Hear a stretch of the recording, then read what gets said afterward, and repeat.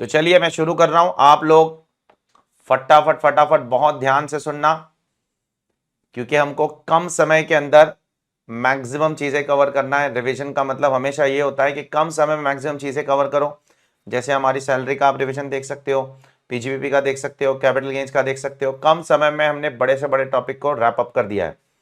वैसे आज भी हमारा वही होगा, इंटरएक्टिव नहीं होगा। अगर ये इंटरएक्टिव होगा तो ये बहुत ज्यादा लंबा हो जाएगा, और बहुत ज्यादा लंबा हो जाएगा तो फिर ये वीडियो आपको आगे काम नहीं आ पाएगा बेटा। सही बात है कि नहीं? तो ये वन साइडेड होगा, ठीक है, ये पूरा वन साइडेड होगा। मैं बोलता रहूंगा एक लाइटनिंग स्पीड पे, बुलेट ट्रेन की स्पीड पे, और आप लोगों को उसको सुनना है। बुलेट ट्रेन की स्पीड का मतलब ये नहीं कि आपको समझ ही नहीं आएगा कुछ भी, ऐसा नहीं होगा। वो स्पीड पे बोलूंगा जो आप झेल सको, ठीक है। तो चलिए without wasting any further time मैं शुरू कर रहा हूं अपना discussion. TDS and TCS for CA inter November 2023, are you ready? सबसे पहली चीज जो टीडीएस के अंदर हमको पढ़नी है वो ये है कि सरकार बोलती है कि जीएसटी के ऊपर कभी भी जिंदगी में टीडीएस नहीं कटेगा। अगर आपके इनवॉइस के अंदर जीएसटी अलग से है और आपका इनवॉइस में अमाउंट अलग से है, तो जीएसटी पोर्शन के ऊपर सरकार बोलती है टीडीएस नहीं काटना है, नहीं काटना है, नहीं काटना है। आप लोग रिप्लाई कर सकते हो okay sir, yes sir, understood sir, अपनी तरफ से, ठीक है। दूसरी चीज जो आपको टीडीएस के चैप्टर में यहां पर देखनी है, 206AA, ये क्या बोलता है? देखो टीडीएस के अंदर हमेशा जब भी आप किसी का टीडीएस काटते हो तो सामने वाले का पैन लेते हो। अगर सामने वाला पैन नहीं देगा तो क्या करने का? तो गवर्नमेंट बोलती है तो फिर हायर ऑफ जो एक्चुअल रेट है और 20% विच एवर इज हायर, उस हिसाब से काटने का। जैसे 194C के अंदर रेट कितना है? 1%, 2%। 194J के अंदर रेट कितना है प्रोफेशनल फीस? 10%। और हायर रेट क्या है? 20%, विच एवर इज हायर, जो भी हायर होगा वो। जैसे आपका लॉटरी के लिए रेट कितना है? लॉटरी के लिए रेट है आपका 30%, तो 30% तुम्हारा नॉर्मल रेट है और हायर रेट यहां पर लोअर रेट 20%, तो उस केस में आप 30% के हिसाब से काटोगे। तो जो भी आपका एक्चुअल रेट है compare with 20%, whichever is higher, उस हिसाब से आप टीडीएस काटोगे। अगर आपने सामने वाले से पैन नहीं लिया, तो सामने वाला पैन देता है तो फिर जो नॉर्मल रेट है उस हिसाब से काटिए। लेकिन दो सेक्शन है, 194O वो अमेजॉन वाला, ई कॉमर्स ऑपरेटर वाला, और 194Q जहां पर आप 50 लाख रुपए के ऊपर का गुड्स खरीदते हो। अगर आपके पिछले साल के बिजनेस का टर्नओवर 10 करोड़ से ज्यादा है तो वो दो केसेस में आपको 20% नहीं लगेगा। अगर सामने वाला पैन नहीं भी देता है तो भी आपको 5% ही टीडीएस लगेगा, उससे ज्यादा टीडीएस नहीं लगेगा, ठीक है। नेक्स्ट, क्या टीडीएस काटते समय मुझे सरचार्ज और सेस को भी इंक्लूड करना है? अब वो डिपेंड करता है। अगर आप रेजिडेंट को पेमेंट कर रहे हो, किसको पेमेंट कर रहे हो? रेजिडेंट को, और अदर देन सैलरी दे रहे हो, मतलब कॉन्ट्रैक्ट का पेमेंट कर रहे हो, लॉटरी का पेमेंट कर रहे हो, इंटरेस्ट का पेमेंट कर रहे हो, तो आपको सरचार्ज और सेस इंक्लूड नहीं करना है। अगर आप रेजिडेंट को सैलरी पे कर रहे हो तो फिर आप स्लैब रेट्स पे टीडीएस काटते हो, तो उस केस में आपको क्या करना है? आपको सरचार्ज और सेस भी इंक्लूड करना पड़ सकता है। और नॉन रेजिडेंट को तो आप कभी भी पेमेंट करोगे तो हमेशा आपको सरचार्ज और सेस इंक्लूड करना ही होगा। सरचार्ज इफ एप्लीकेबल, सेस हमेशा इंक्लूड करना होता है। सरचार्ज कब एप्लीकेबल होता है बेटा? That depends. इंडिविजुअल को कब सरचार्ज लगता है? 50 लाख के ऊपर कमाएगा तो 10%, 1 करोड़ के ऊपर कमाएगा तो 15%, 2 करोड़ के ऊपर कमाएगा तो 25%, और 5 करोड़ के ऊपर कमाएगा तो कितना हो जाएगा तुम्हारा? 37%। Is everyone clear till here? जल्दी बताइए प्लीज। तो मैं एक एक इंडिविजुअल सेक्शन के अंदर जाता हूं टीडीएस के। सबसे पहला टीडीएस का सेक्शन क्या है? टीडीएस का सबसे पहला सेक्शन जो है आपका वो है सैलरी वाला। अब सैलरी पे टीडीएस कौन काटेगा? एम्प्लॉयर काटेगा। किसका टीडीएस काटेगा? रेजिडेंट नॉन रेजिडेंट दोनों हो सकते हैं, दोनों को काटेगा। लेकिन एक इंपॉर्टेंट पॉइंट यहां पर देखने लायक यह है कि सैलरी में जो टीडीएस कटता है वो पेमेंट बेसिस पे कटता है। पेमेंट बेसिस पे, पेमेंट अक्रूवल बेसिस पे नहीं। क्रेडिट और payment which ever is earlier नहीं है, पेमेंट बेसिस है। और रेट क्या है? रेट आपका है स्लैब रेट, ठीक है। स्लैब रेट्स के हिसाब से आप काटोगे, जो भी है 2.5 लाख के ऊपर 5%, 5 लाख के ऊपर 20%, 10 लाख के ऊपर कितना तुम्हारा 30%, जो भी टैक्स रेट है। अब क्या एम्प्लॉयर की यह जिम्मेदारी है कि आप इससे पहले कहीं और नौकरी करते थे, तो क्या एम्प्लॉयर कहीं और नौकरी करते थे उसका भी टीडीएस काटने के लिए जिम्मेदार है? तो मैंने आपको क्लास में बोला था मे बी, अगर उसको काटना है तो काटेगा, नहीं काटना है तो नहीं काटेगा, वो उसके ऊपर कोई जिम्मेदारी नहीं है। नेक्स्ट, क्या एम्प्लॉयर आपको रिलीफ भी देगा 89(1) की? यस, 89(1) की रिलीफ भी देगा। नेक्स्ट, क्या एम्प्लॉयर टीडीएस काटते समय आपने दुनिया भर की 50 इनकम कमाई है कि सारी इनकम पे टीडीएस काटने के लिए रिस्पॉन्सिबल है? नहीं रिस्पॉन्सिबल है, ठीक है। अगर मे भी लिखा है फिर से, उसको काटना है तो वो काटेगा, नहीं काटना है तो नहीं काटेगा। क्या एम्प्लॉयर आपके लॉसेस को भी कंसीडर करेगा टीडीएस काटने के पहले? हाउस प्रॉपर्टी लॉस को करना मैंडेटरी है, बाकी सारे लॉसेस को उसको करना है तो वो करेगा, नहीं करना है तो नहीं करेगा। प्लीज नीचे आंसर देते जाइए, यस और नो। नेक्स्ट, अगर एम्प्लॉयर आपको नॉन मॉनेटरी परक्विजिट देता है और एम्प्लॉयर उस नॉन मॉनेटरी परक्विजिट का टैक्स भर देता है, तो याद करो फिर आपके हाथ में वो परक्विजिट क्या हो जाता है, एग्जेम्प्ट हो जाता है। और अगर एग्जेम्प्ट हो जाता है तो टीडीएस काटने की जरूरत ही नहीं है।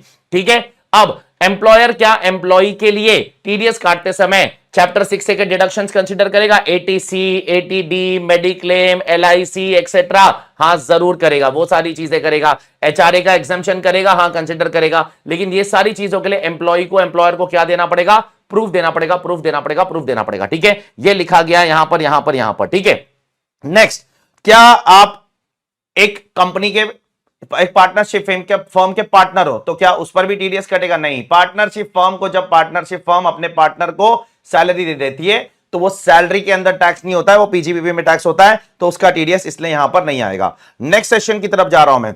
192A के अंदर बोला है कि अगर आप अपने एम्प्लॉय को प्रोविडेंट फंड का पेमेंट करते हो और वो अगर 5 साल के अंदर विड्रॉ करता है तो उसके हाथ में टैक्सेबल है। आप सभी को पता है, मैंने सैलरी में भी पढ़ाया हूं, 5 साल के अंदर अगर प्रोविडेंट फंड का पैसा विड्रॉ करोगे तो टैक्सेबल है, और अगर टैक्सेबल है तो मुझे टीडीएस काटना पड़ेगा।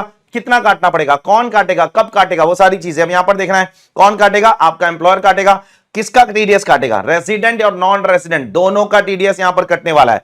कब कटेगा? Eight the time of payment कटेगा। यहां पर भी क्रेडिट बेसिस पर टीडीएस नहीं कटता है, नहीं कटता है, नहीं कटता है। रेट कितना होगा? 10%। और यहां पर थ्रेशोल्ड क्या है? थ्रेशोल्ड यहां पर है कि 50,000 से पूरे साल में कम पेमेंट कर रहा है तो काटने की जरूरत नहीं है, 50,000 या उससे ज्यादा का पेमेंट कर रहा है तो टीडीएस काटने की जरूरत है, अदरवाइज जरूरत नहीं है। ठीक है, अब सामने वाला यहां पर अगर पैन नहीं देता है तो जनरली अगर सामने वाला पैन नहीं देता है तो हम कितना टीडीएस काटते हैं? 20%। लेकिन यहां पर अगर सामने वाला पैन नहीं देता है तो हम लोग 42.744% टीडीएस काटते हैं, जो इनकम टैक्स में सबसे ज्यादा रेट है। उसका टेक्निकल नाम है एमएमआर, उसका फुल फॉर्म है maximum marginal rate. Is everyone clear till here? Please बताइए नीचे कमेंट बॉक्स में। अब बात करते हैं हम लोग थोड़ा इंटरेस्ट के बारे में।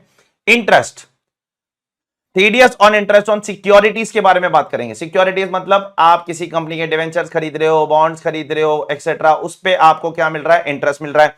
कौन काटेगा? कंपनी काटेगी आपका टीडीएस। ठीक है, कौन हो आप? मैं तो रेजिडेंट हूं, मैं रेजिडेंट हूं, इन्वेस्टर रेजिडेंट है। कब काटेंगे? अब देखो, क्रेडिट और payment which ever is earlier. पिछले 2 सेक्शन में टीडीएस कब कट रहा था? पेमेंट बेसिस पर। यहां पर कब कट रहा है? क्रेडिट और payment which ever is earlier. क्या रेट पे कटेगा? 10%।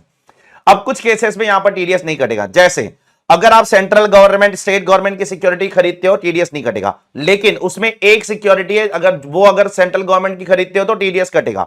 बाय डिफॉल्ट सेंट्रल गवर्नमेंट और स्टेट गवर्नमेंट की सिक्योरिटी पे टीडीएस नहीं कटता है, लेकिन सिर्फ एक ही सिक्योरिटी है जिसका नाम है government of India taxable bond 2018, उसमें टीडीएस कटेगा अगर आपको गवर्नमेंट 10,000 से ज्यादा का इंटरेस्ट पे करती है। थ्रेशोल्ड कितना है? 10,000 से ज्यादा। सिमिलरली अगर आप एलआईसी को इंटरेस्ट पे कर रहे हो, जीआईसी को इंटरेस्ट पे कर रहे हो, life insurance company, general insurance company, इनको इंटरेस्ट पे कर रहे हो, टीडीएस काटने की जरूरत नहीं है। सिमिलरली अगर कोई पब्लिक कंपनी किसी इंडिविजुअल या एचयूएफ को डिवेंचर्स पे इंटरेस्ट दे रही है, मान लो मैं पब्लिक कंपनी हूं, मैं टाटा हूं, आप कौन हो? इंडिविजुअल एचयूएफ हो, आपने मेरी कंपनी का डिवेंचर खरीदा, मैं आपको इंटरेस्ट दे रहा हूं, तो अगर आप इंडिविजुअल एचयूएफ हो तो मैं आपका टीडीएस 5,000 के ऊपर पेमेंट करूंगा तो ही काटूंगा, थ्रेशोल्ड है 5,000 का। और अगर आप इंडिविजुअल एचयूएफ नहीं हो, आप कोई और हो, आप एक पार्टनरशिप फॉर्म हो, एलएलपी हो, तो फिर आपको ये 5,000 रुपए का थ्रेशोल्ड का बेनिफिट नहीं मिलेगा, क्योंकि ये सिर्फ और सिर्फ गवर्नमेंट ने किसको दिया है? इंडिविजुअल एचयूएफ को दिया है। लिस्टेड और डीमैट सिक्योरिटी है, मतलब जो सिक्योरिटी लिस्टेड भी है स्टॉक एक्सचेंज में और जो डीमैट भी है। डीमैट मतलब जो फिजिकल फॉर्म में नहीं होती है, जो किस में होती है? इलेक्ट्रॉनिक फॉर्म में होती है, जैसे स्टॉक मार्केट के अंदर शेयर्स है, उस पर भी टीडीएस नहीं कटेगा। नेशनल डेवलपमेंट बॉन्ड्स पे टीडीएस नहीं कटेगा, इस पे अगर आपको इंटरेस्ट कोई पे करता है तो टीडीएस नहीं कटेगा। 7 ईयर नेशनल सेविंग सर्टिफिकेट, अगर उस पे कोई आपको इंटरेस्ट पे करता है टीडीएस नहीं कटेगा। 54 ईसी में जो आपके 50 लाख रुपए तक के बॉन्ड खरीदते थे ना आप कैपिटल गेन्स के अंदर, याद आता है आपको? जिसका नाम था पावर फाइनेंस कॉर्पोरेशन लिमिटेड वाले bond, Indian railway finance corporation वाले बॉन्ड, इन सब पे अगर पेमेंट करोगे तो टीडीएस नहीं कटेगा, नहीं कटेगा, नहीं कटेगा। लास्ट, अगर ये कुछ गवर्नमेंट के गोल्ड बॉन्ड्स खरीदते हो, 1977 में आए थे, फिर ये और एक गोल्ड बॉन्ड्स खरीदते हो, 1980 में आए थे, टीडीएस नहीं कटेगा अगर आपका nominal value of bond does not exceed 10,000। अगर बॉन्ड का वैल्यू 10,000 क्रॉस हो जाता है तो टीडीएस काटना पड़ेगा। बॉन्ड का वैल्यू अगर 10,000 से कम है तो टीडीएस काटने की जरूरत नहीं। Is everyone clear till here? जल्दी बताइए प्लीज। अगला सेक्शन है सेक्शन 194, डिविडेंड्स। डिविडेंड पे टीडीएस कौन काटेगा? डोमेस्टिक कंपनी काटेगी। किसका टीडीएस काटेगी? रेजिडेंट का काटेगी। कब काटेगी? पेमेंट करने पर काटेगी, क्रेडिट करने पे नहीं काटेगी। तो अब तक देखो ये चौथा सेक्शन है। 4 सेक्शन में से 3 सेक्शन में आपका टीडीएस पेमेंट बेसिस पे कट रहा है और एक सेक्शन में आपका टीडीएस क्रेडिट और पेमेंट विचएवर अर्लियर बेसिस पे कट रहा है। वैसे मैंने आपको क्लास में चार्ट भी लिखाया हूं, ऐसे कौन कौन से सेक्शन है जिसमें टीडीएस पेमेंट बेसिस पे कटता है, ऐसे कौन कौन से सेक्शन है जिसमें टीडीएस पेमेंट या क्रेडिट विचएवर अर्लियर बेसिस पे कटता है, वो चार्ट भी आप देख सकते हो। कितने रेट पे कटेगा? 10%। अच्छा, कुछ केसेस में टीडीएस नहीं कटेगा, जैसे जैसे जैसे अगर शेयर होल्डर इंडिविजुअल है और अगर आप उसको अदर देन कैश में देते हो, अगर कैश में दोगे तो टीडीएस काटना पड़ेगा। शेयर होल्डर इंडिविजुअल है, कंडीशन नंबर 1, उसको अदर देन कैश में देते हो, मतलब चेक वैक में पेमेंट करते हो और 5000 क्रॉस नहीं करता है, 5000 से अंदर का पेमेंट करते हो, तो आपको टीडीएस काटने की जरूरत नहीं है। 3 कंडीशन क्या है? शेयर होल्डर इंडिविजुअल है, शेयर होल्डर साथ साथ में पेमेंट आपसे अदर देन कैश ले रहा है, चेक बैक में पेमेंट ले रहा है और 5000 से ज्यादा नहीं ले रहा है, तो टीडीएस काटने की जरूरत नहीं है। सिमिलरली अगर डोमेस्टिक कंपनी किसी एलआईसी या जीआईसी को पेमेंट करती है तो भी टीडीएस काटने की जरूरत नहीं है, नहीं है, नहीं है। आगे बढ़ते हैं 194A की तरफ, जो बहुत इंपॉर्टेंट सेक्शन है, जिसके अंदर सिक्योरिटीज के इंटरेस्ट को छोड़कर बाकी सारे इंटरेस्ट यहां पर आ जाएंगे। देखो सिक्योरिटीज वाला इंटरेस्ट तो ऊपर आ गया, तो 194A के अंदर क्या आएगा? Other than security. कौन टीडीएस काटेगा? Any person. रेफर नोट का मतलब क्या है? याद करो, मैं बोलता था रुक जाओ बाद में बताऊंगा, रुक जाओ बाद में बताऊंगा, लेकिन आज बाद में नहीं बताऊंगा क्योंकि वो बाद हो चुका है, आज अभी बताऊंगा। रेफर एनी नोट का मतलब क्या था कि ये सेक्शन इंडिविजुअल एचयूएफ को कब एप्लीकेबल होगा? नीचे कमेंट करके बताओ। अगर पिछले साल का बिजनेस का टर्नओवर 1 करोड़ से ज्यादा है और प्रोफेशन का टर्नओवर 50 लाख से ज्यादा है, तो ही ये सेक्शन उन लोगों के लिए एप्लीकेबल होगा। ऐसा प्रोविजन किन किन इंडिविजुअल एचयूएफ के लिए एप्लीकेबल है? इस सेक्शन में जो है 194A वाले के लिए भी है, 194C कॉन्ट्रैक्ट वाले के लिए भी है, 194H कमीशन वालों के लिए भी है, 194J वालों के लिए भी है, 194I रेंट वालों के लिए भी है। पता है ऐसे 4-5 कुछ सेक्शंस थे जिसमें बोला है सरकार ने साफ साफ कि आप इंडिविजुअल एचयूएफ हो तो आप इन सेक्शनों में टीडीएस कब काटोगे? जब पिछले साल का टर्नओवर 1 करोड़ या प्रोफेशन का टर्नओवर 50 लाख से ज्यादा है। बोलो ना कमेंट करके नीचे, ऐसे क्या बैठे हो खाली बस एकदम ऐसी शांति से स्टैच्यू की तरह? नीचे कमेंट करके बोलो यस और नो, थोड़ा एनकरेजिंग बनाओ, मुझे भी एनकरेज करो थोड़ा और थोड़ा जोश में पढ़ाने के लिए। नेक्स्ट, डिडक्टी कौन होगा? रेजिडेंट होगा। टीडीएस कब काटोगे? क्रेडिट और पेमेंट विचएवर इज अर्लियर। क्या रेट पे काटोगे? 10%। अब इसके अंदर थ्रेशोल्ड है, ठीक है। अब मुझे बताओ, बैंक, पोस्ट ऑफिस और कोऑपरेटिव बैंक अगर आपको इंटरेस्ट देती है तो कब तक टीडीएस नहीं काटेगी? 40,000 तक टीडीएस काटने की जरूरत नहीं है। सीनियर सिटीजन है तो 50,000 की लिमिट है, बराबर। और बाकी कोई और पेमेंट करता है तो उनके लिए तो सिर्फ 5,000 की लिमिट है, बराबर। तो बैंक, कोऑपरेटिव सोसाइटी या कोऑपरेटिव बैंक या पोस्ट ऑफिस पेमेंट करती है तो 40 और 50,000 की लिमिट है और बाकी सबके लिए 5,000 की लिमिट है।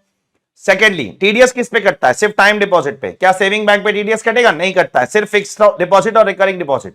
नेक्स्ट, अगर आपका बैंक जो है वो सीबीएस सिस्टम के थ्रू चलता है। सीबीएस सिस्टम का मतलब क्या होता है? Core banking software system. इसके अंदर क्या होता है? एक बैंक है एचडीएफसी, उसके सारे ब्रांचेस एक दूसरे से इंटरकनेक्टेड है, तो उसमें 40,000 की लिमिट और 50,000 की लिमिट कैसे काउंट करोगे? सेपरेट काउंट करोगे हर एक ब्रांच के लिए? बिल्कुल नहीं, हर एक ब्रांच के लिए सेपरेट नहीं, आप कलेक्टिवली काउंट करोगे सबके लिए। यस और no? Do you remember that? Next, आप कुछ लोगों को पेमेंट करोगे तो टीडीएस नहीं काटोगे। कौन है वो कुछ लोग? सबसे पहले, अगर आप बैंक को पेमेंट करते हो तो टीडीएस नहीं काटोगे। फॉरेन बैंक है तो भी नहीं काटोगे। अरे हमारी हैसियत क्या है? हम होते कौन है बैंक को पेमेंट करते समय टीडीएस काटने वाले? हमारी कोई औकात ही नहीं है बैंक के सामने, हम छोटे इंसान हैं, हम बैंक का टीडीएस काटने वाले होते कौन है? नेक्स्ट, आप कोऑपरेटिव बैंक को पेमेंट करोगे तो टीडीएस नहीं काटोगे। कोई ऐसी फाइनेंशियल कॉर्पोरेशन जो सरकार की है उसको पेमेंट करोगे तो टीडीएस नहीं काटोगे। याद आ रहा है ये सारी चीजें? आप एलआईसी को पेमेंट करोगे टीडीएस नहीं काटोगे, आप यूटीआई को पेमेंट करोगे टीडीएस नहीं काटोगे, या कोई ऐसी कंपनी या कोऑपरेटिव सोसाइटी जिसका इंश्योरेंस बिजनेस है उसको पेमेंट करोगे टीडीएस नहीं काटोगे। याद आता है? बोलिए याद आता है कि नहीं आता है? नेक्स्ट, अगर पार्टनरशिप फर्म अपने पार्टनर को पेमेंट करेगा टीडीएस नहीं काटेगा। Do you remember that? Partnership firm अगर अपने पार्टनर को पेमेंट करता है टीडीएस नहीं काटता है। पार्टनरशिप फर्म भी तो पार्टनर को इंटरेस्ट देता है कि नहीं देता है? कैपिटल के ऊपर, करंट अकाउंट के ऊपर, टीडीएस काटने की जरूरत नहीं है। नेक्स्ट, कोऑपरेटिव सोसाइटी के ऊपर बहुत बारीकी से बात करना पड़ेगा, मास्टर चार्ट बनाया हमने। कोऑपरेटिव बैंक अगर कस्टमर को पेमेंट करेगी तो टीडीएस काटेगी। 40 और 50,000 रुपए का थ्रेशोल्ड है। 40,000 नॉर्मल लोगों के लिए, 50,000 किसके लिए? सीनियर सिटीजन के लिए। अगर कस्टमर बैंक को पेमेंट करेगी तो टीडीएस नहीं काटेगी, वो अपन ने ऊपर ही पढ़ लिया, ठीक है। अब ये 3 और 4 स्पेशल एसएससी है, इनके लिए कुछ कंडीशन है। ये कुछ प्राइमरी एग्रीकल्चर कोऑपरेटिव सोसाइटी है, लैंड मॉर्गेज कोऑपरेटिव सोसाइटी है, कुछ स्पेशल कोऑपरेटिव सोसाइटी है। ये अगर कस्टमर को पे करती है, या एक सोसाइटी दूसरे सोसाइटी को पे करती है, या एक सोसाइटी अपने मेंबर को पे करती है। मेंबर कौन होता है सोसाइटी का? सोसाइटी का मेंबर होता है वो इंसान जो क्या करता है, जो सोसाइटी का शेयर होल्डर होता है। तो बराबर से पॉइंट नंबर 3 और 4 पे गौर करना। अगर ये स्पेशल कोऑपरेटिव सोसाइटी कस्टमर को पे करती है, सोसाइटी दूसरे सोसाइटी को या सोसाइटी अपने शेयर होल्डर को, नो टीडीएस। लेकिन किसके लिए? छोटे सोसाइटीज के लिए। अगर यही दोनों सोसाइटी का पिछले साल का टर्नओवर अगर 50 करोड़ से ज्यादा है तो इन दोनों को भी टीडीएस काटना पड़ेगा। Are you clear? I hope it is clear. आखिर में अगर बैंक अपने मेंबर को पेमेंट करती है, बैंक अपने मेंबर को, मेंबर कौन होता है? बैंक का शेयर होल्डर, वो अपने मेंबर को पे करती है तो टीडीएस नहीं कटेगा। लेकिन सोसाइटी अपने मेंबर को पे करती है तो टीडीएस नहीं कटेगा। बैंक अपने मेंबर को पे करती है तो टीडीएस काटना पड़ेगा। ये दोनों में फर्क है, बराबर से देखना इसको। यहां पर जहां गलती होगी मैं वहां हाईलाइट करूंगा। सोसाइटी अगर अपने मेंबर को पे करती है तो नो टीडीएस, 50 करोड़ तक तो माफ है। लेकिन बैंक अपने मेंबर को पे करती है तो टीडीएस काटना पड़ेगा। Is everyone clear with this? I hope it is clear. Next, saving bank पे टीडीएस नहीं कटता, मैंने आपको पहले ही बताया। क्या इनकम टैक्स डिपार्टमेंट वाले भी आपको इंटरेस्ट देते हैं? हाँ देते, उस पर वो लोग टीडीएस नहीं काटते, ठीक है। उसके बाद अगर मोटर एक्सीडेंट क्लेम ट्राइब्यूनल, कहीं पर आपका एक्सीडेंट हो गया और आपने क्लेम ठोक दिया कोर्ट में जाके, और वो लोग आपको कुछ इंटरेस्ट पे करते हैं, तो वहां पर टीडीएस क्रेडिट बेसिस पे नहीं कटेगा सबसे पहले, वहां पर टीडीएस पेमेंट बेसिस पे कटेगा सबसे पहले। और वहां पर आपका जो थ्रेशोल्ड है वो 50,000 है। मैंने आपको पूरा एग्जांपल दिया था क्लास के अंदर। मैं रोड पे जा रहा था, किसी ने मुझे ठोक दिया, मैंने केस कर दिया गवर्नमेंट के ऊपर, सिग्नल क्यों नहीं लगाते हो, रोड क्यों नहीं बनाते हो। तो अगर ऐसा कुछ केस करते हो और उसमें मुझे कॉम्पेंसेशन मिलता है, उस पर इंटरेस्ट मिलता है, तो वो इंटरेस्ट देने वाले लोग कब टीडीएस काटेंगे? पेमेंट बेसिस पर, अक्रूवल बेसिस पर नहीं। और थ्रेशोल्ड कितना है? थ्रेशोल्ड है 50,000 रुपए का, ठीक है। नेक्स्ट, जीरो कूपन बॉन्ड पे टीडीएस नहीं कटेगा, नहीं कटेगा, नहीं कटेगा, ठीक है। नेक्स्ट, अगर मैं माइनर बच्चा हूं और मेरे पेरेंट्स मर गए हैं, ठीक है, तो फिर बैंक किसके नाम पे टीडीएस काटेगी? किसके नाम पे टीडीएस काटेगी? एक डिक्लेरेशन फाइल करना पड़ेगा, फिर जिसके भी नाम पे डिक्लेरेशन फाइल किया जाएगा उसके नाम पे टीडीएस काटेगी, ठीक है। एक बच्चा है बेचारा छोटा सा, जनरली क्या होता है, बच्चे की इनकम किसके हाथ में क्लब हो जाती है? आपने क्लबिंग का चैप्टर पढ़ा है, तो माँ बाप में से जिसकी भी इनकम ज्यादा है उसके हाथ में क्लब हो जाती है। अब माँ बाप दोनों मर चुके हैं, अब अगर दोनों मर चुके तो उसकी इनकम किसके हाथ में क्लब होगी? किसके नाम पे टीडीएस कटेगा? तो कोई डिक्लेरेशन देना पड़ेगा, भाई मैं उसका गार्डियन हूं, वो गार्डियन के नाम पे उसका टीडीएस कट जाएगा, ठीक है। कैपिटल गेन अकाउंट स्कीम के अंदर जो इंटरेस्ट होता है उसके ऊपर भी टीडीएस आपको काटना पड़ेगा, ठीक है। अगर डिपॉजिटर मर गया तो फिर क्या होगा, ठीक है। कैपिटल गेन अकाउंट स्कीम में आप पैसा डालते हो ना, क्यों डालते हो पैसा? टैक्स बचाने के लिए, याद है आपको? Due date of filing of return तक घर नहीं खरीदा तो कैपिटल गेन अकाउंट स्कीम में पैसा डाल दो, ठीक है। तो उसमें पैसा डाल दिया, और उसके बाद क्या करना होता है आपको? पैसा विड्रॉ करके 2 साल के अंदर घर खरीदना होता है, या 3 साल के अंदर दूसरा घर कंस्ट्रक्ट करना पड़ता है। मान लो उसके बीच में अगर आप मर गए तो क्या हो जाएगा? 1 साल बाद मर गए तो क्या हो जाएगा? तो 1 साल तक का आपके नाम पे इंटरेस्ट का टीडीएस कटेगा, उसके बाद आपके लीगल एयर के नाम पे इंटरेस्ट का टीडीएस कटेगा, ठीक है। और आखिर में मैंने आपको बताया था कि बैंक के केस में क्या होता है। क्या बैंक आपको इंटरेस्ट रोज देती है? नहीं नहीं। लेकिन क्या बैंक इंटरेस्ट रोज कंप्यूट करती है? बैंक रोज इंटरेस्ट कंप्यूट करती है, लेकिन देती रोज नहीं है। देती से 3 महीने में एक बार, 6 महीने में एक बार, 1 साल में एक बार क्रेडिट करती है आपके बैंक अकाउंट के अंदर, आपके खाते के अंदर। रोज नहीं देती है, क्रेडिट रोज नहीं करती है, लेकिन कंप्यूट रोज करती है। तो टीडीएस कब काटना है? क्या रोज टीडीएस काटते बैठो? दूसरा काम धंधा नहीं है मुझे, देयरफॉर रोज टीडीएस नहीं काटना है। आपको कब काटना है टीडीएस? जब बैंक आपके अकाउंट में क्रेडिट करेगी, 3 महीने बाद, 6 महीने बाद, 9 महीने बाद, 10 महीने बाद, 12 महीने बाद, तब आपको टीडीएस काटना है। नेक्स्ट, लॉटरी पे भी टीडीएस काटेंगे? हाँ काटेंगे। कौन काटेगा? Any person. केबीसी वाला है तो केबीसी, ड्रीम 11 वाला है तो ड्रीम 11 वाला आपका टीडीएस काटेगा। किसका काटेगा? रेसिडेंट, नॉन रेसिडेंट दोनों आ जाएंगे।